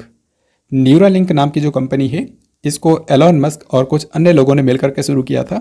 इसी ने हाल ही में एक ऐसी ब्रेन चिप बनाई है जिसको दिमाग के अंदर लगाया जा सकता है और फिर लकवाग्रस्त रोगियों को मोबाइल फ़ोन कंप्यूटर्स को दिमाग के जरिए ही कंट्रोल करने में हेल्प मिलेगी। तो वो अपने दिमाग के जरिए ही इन डिवाइसेस को कंट्रोल कर सकते हैं। तो इस तरह की चिप को न्यूरालिंक नाम की कंपनी ने बनाया है। हाल ही में 15 से लेकर के 17 सितंबर तक 14वीं विश्व मसाला कांग्रेस का आयोजन कौन से स्थान पर किया गया है? तो हाल ही में वर्ल्ड स्पाइसेस कांग्रेस का 14वां संस्करण इस बार हुआ है जो कि नवी मुंबई के अंदर आयोजित किया गया। तो सही आंसर यहाँ पर होगा ऑप्शन बी। आपको बता दूं कि ये जो 14वीं विश्व मसाला कांग्रेस हुई है इसकी थीम रखी गई थी विजन 2030 स्पाइसेस। किस भारतीय वैज्ञानिक को नॉर्मन ई बोरलॉग पुरस्कार 2023 के प्राप्तकर्ता के रूप में नामित किया गया है? नॉर्मन ई बोरलॉग पुरस्कार जो है ये कृषि के क्षेत्र में दिया जाता है और अभी हाल ही में दिया गया है डॉक्टर स्वाति नायक को जो कि एक भारतीय वैज्ञानिक हैं। तो करेक्ट आंसर होगा ऑप्शन डी। महिला और बाल विकास मंत्रालय ने सितंबर के अंदर राष्ट्रीय पोषण माह का कौन सा संस्करण आयोजित किया? राष्ट्रीय पोषण माह जो है ये हर साल सितंबर के महीने में महिला और बाल विकास मंत्रालय के द्वारा आयोजित किया जाता है। 2018 से ही ये हो रहा है, तो इस बार इसका 6ठा संस्करण आयोजित किया गया है। सो करेक्ट आंसर होगा ऑप्शन सी। यहाँ पर आप इसकी थीम भी देख सकते हैं। इसकी थीम रखी गई है सुपोषित भारत, साक्षर भारत, सशक्त भारत। आईसीसी द्वारा जारी पुरुष क्रिकेट विश्व कप 2023 के आधिकारिक गान का शीर्षक क्या है? तो हाल ही में अंतर्राष्ट्रीय क्रिकेट परिषद ने 2023 में जो क्रिकेट का विश्व कप होने वाला है उसके लिए ऑफिशियल एंथम जारी किया है, जिसका टाइटल है दिल जश्न बोले, और इसमें रणवीर सिंह भी हैं, जो कि यहाँ पर आप देख सकते हैं। सो करेक्ट आंसर होगा ऑप्शन डी। इस बार का जो क्रिकेट वर्ल्ड कप है ये भारत के अंदर आयोजित किया जाएगा। तो फ्रेंड्स, यह था इसका लास्ट क्वेश्चन। आई होप आपने इस वीडियो को ध्यानपूर्वक देखा होगा। अब इसी वीडियो पर आधारित मैं आपसे 3 क्वेश्चंस पूछूंगा, जिनके आंसर्स आपको कमेंट बॉक्स में लिख करके बताने हैं। तो सबसे पहला क्वेश्चन है कि दादा साहब फाल्के पुरस्कार 2021 से किसे सम्मानित किया जाएगा। सेकेंड क्वेश्चन है 2 सितंबर को इसरो ने किस रॉकेट के माध्यम से आदित्य L1 मिशन को लॉन्च किया। और तीसरा सवाल है कि रेलवे बोर्ड की पहली महिला अध्यक्ष और CEO के रूप में किसे नियुक्त किया गया है। तो इन तीनों क्वेश्चंस के आंसर आपको कमेंट बॉक्स में लिख करके बताने हैं। अगर आपने इस वीडियो को ध्यानपूर्वक देखा होगा तो ये 3 क्वेश्चंस के आप इस वीडियो में किसी भी क्वेश्चन का आंसर ईजिली दे पाएंगे। तो फाइनली हम लोगों ने यहाँ पर पूरे सितंबर महीने से करंट अफेयर्स के जितने भी महत्वपूर्ण क्वेश्चंस बन सकते थे उन सभी को हम लोगों ने यहाँ पर कवर कर लिया है। आई होप आपको आज का ये वीडियो पसंद आया होगा। अगर आपको ये वीडियो पसंद आया है तो इस वीडियो को लाइक और शेयर ज़रूर करें। साथ ही कमेंट बॉक्स में लिख करके बताएं कि ये वीडियो आपको कैसा लगा।